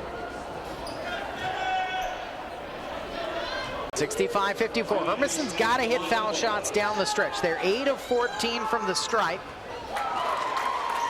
And the first one is good for Andreessen. How about this for a second half? He could make this and tie Cesar Ortiz, who has 23 tonight. No, Andreessen doesn't make the second one, so he's at 22. 66-54. Other end, Devine quickly down the left lane and lays it in. Blew past everybody and got the lefty lay-in. 66-56, 10-point game. Ramirez in the left corner. Back to Ortiz. Vandertop on Ortiz right now. Andreessen up top, Devine guarding him. Hand off to Smith, far sideline. Smith cut off by Woodward. Back up to the left wing for Ortiz. Ortiz driving, and a hand check foul is called on Vandertop, his third. 8th team foul. So Cesar Ortiz will go to the foul line. And it's a 1-and-1 opportunity. Now, great shooter from 18 to 28 feet away. 2 of 4 tonight from the foul line. Right now, this is where Hermiston really needs him. Milliken will come out, and Gosney will come back in. Ortiz, the lefty shot is up and kind of like a knuckleball, front iron, but rebounded by Smith, and Hermiston keeps possession. Ortiz holding far side, 1:43 left in the fourth quarter. Hermiston trying to see this one out, win 2 in a row and get to 2-2 early in the season. Ramirez throws into the right corner, nobody's there. Ortiz had popped out of the right corner, and Ramirez threw it to Tom Spoo, the principal here at Hermiston High School, but he's wearing Levi's. He can't participate. 90 seconds left. 66-56. You got to feel like they got to find a Woodward shot if they can. Woodward's being closed out well by Andreessen. Offensive rebound. Vandertop put back. Misses everything, but Gosney gets it. Kicks top of the key. Air ball 3 by Horner. Saved back in by Vandertop, but to Andreessen. Bulldogs by 10 with 1:10 left in the fourth quarter. Into the front court. Ortiz has it. Gives to Andreessen. Andreessen guarded by Gosney. Andreessen hands off to Ortiz. A minute left in this game. Ortiz to the right corner. Andreessen open. Now cut off by Vandertop. Back out. Double team comes to Ortiz. Lob to the near sideline for Ramirez. Ramirez will weave around. Got away with a carry and is grabbed by Gosney, who commits his first foul. 19 foul on Hanford. And I got to feel if you're Hanford, the last guy you want there, even though Jordan Ramirez does not shoot much. He is a distributor. I don't know that he's the one you want on the line with the 1-and-1 opportunity. Made it. One more coming. Bulldogs with 48 seconds left in this contest are in front by Well, we had a sub coming first. Andrew Earl's going to come in for Cesar Ortiz. Get Earl, the sophomore, is a better defender on the floor. Ramirez misses the second. 67-56. Into the front court, Devine. Devine weaves all the way to the 10, and a lefty lay in. Timeout for Hanford, their last one with 41.2 seconds left. Hermiston's lead at 67-58. We're back at 60 on AM 1360 KOHU.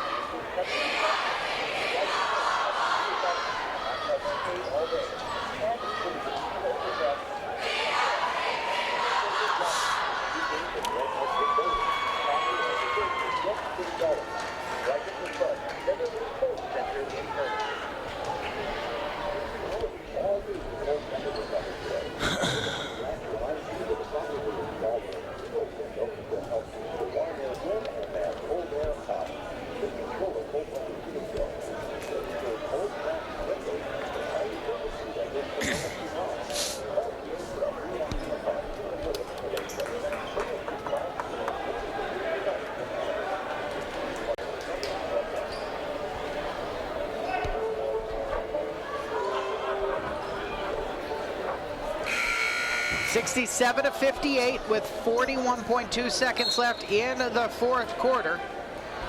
Cole Smith inbound, lobs it up court. Andreessen catches past Devine. Andreessen to the 10 with the righty lay-in. Andreessen with 24 points. And it's 69-58. Woodward, the other end, has the ball stripped away, and it's out off of Andreessen last. And I'm relatively confident Casey Arstein saying, we actually want you to dribble to a corner there and just take more time off the clock. Yeah. Porter's got a baseline inbound coming for Hanford. Baskets to his left as he looks up, needs to get it in somewhere. Gets it into Devine, turnaround, right side, fading away, too hard.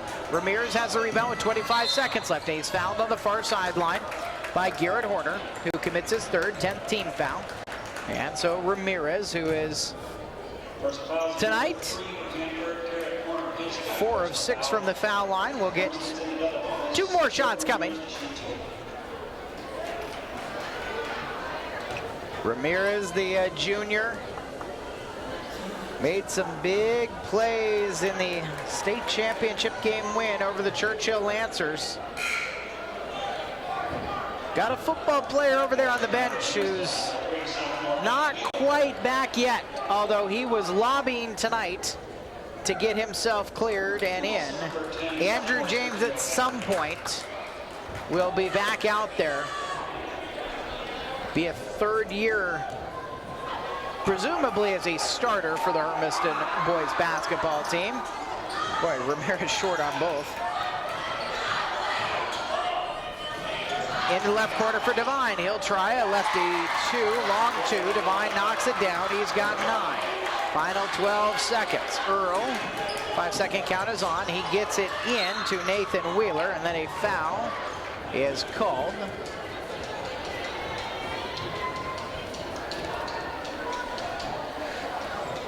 Nathan Wheeler, Sergio Madrigal, Andrew Earl, Ryan Andreessen, Jordan Ramirez. I don't know that Andreessen or Ramirez have come off the floor tonight. I don't think they have. I know for sure that Ramirez hasn't. I don't. Wheeler can't get the foul shot to go.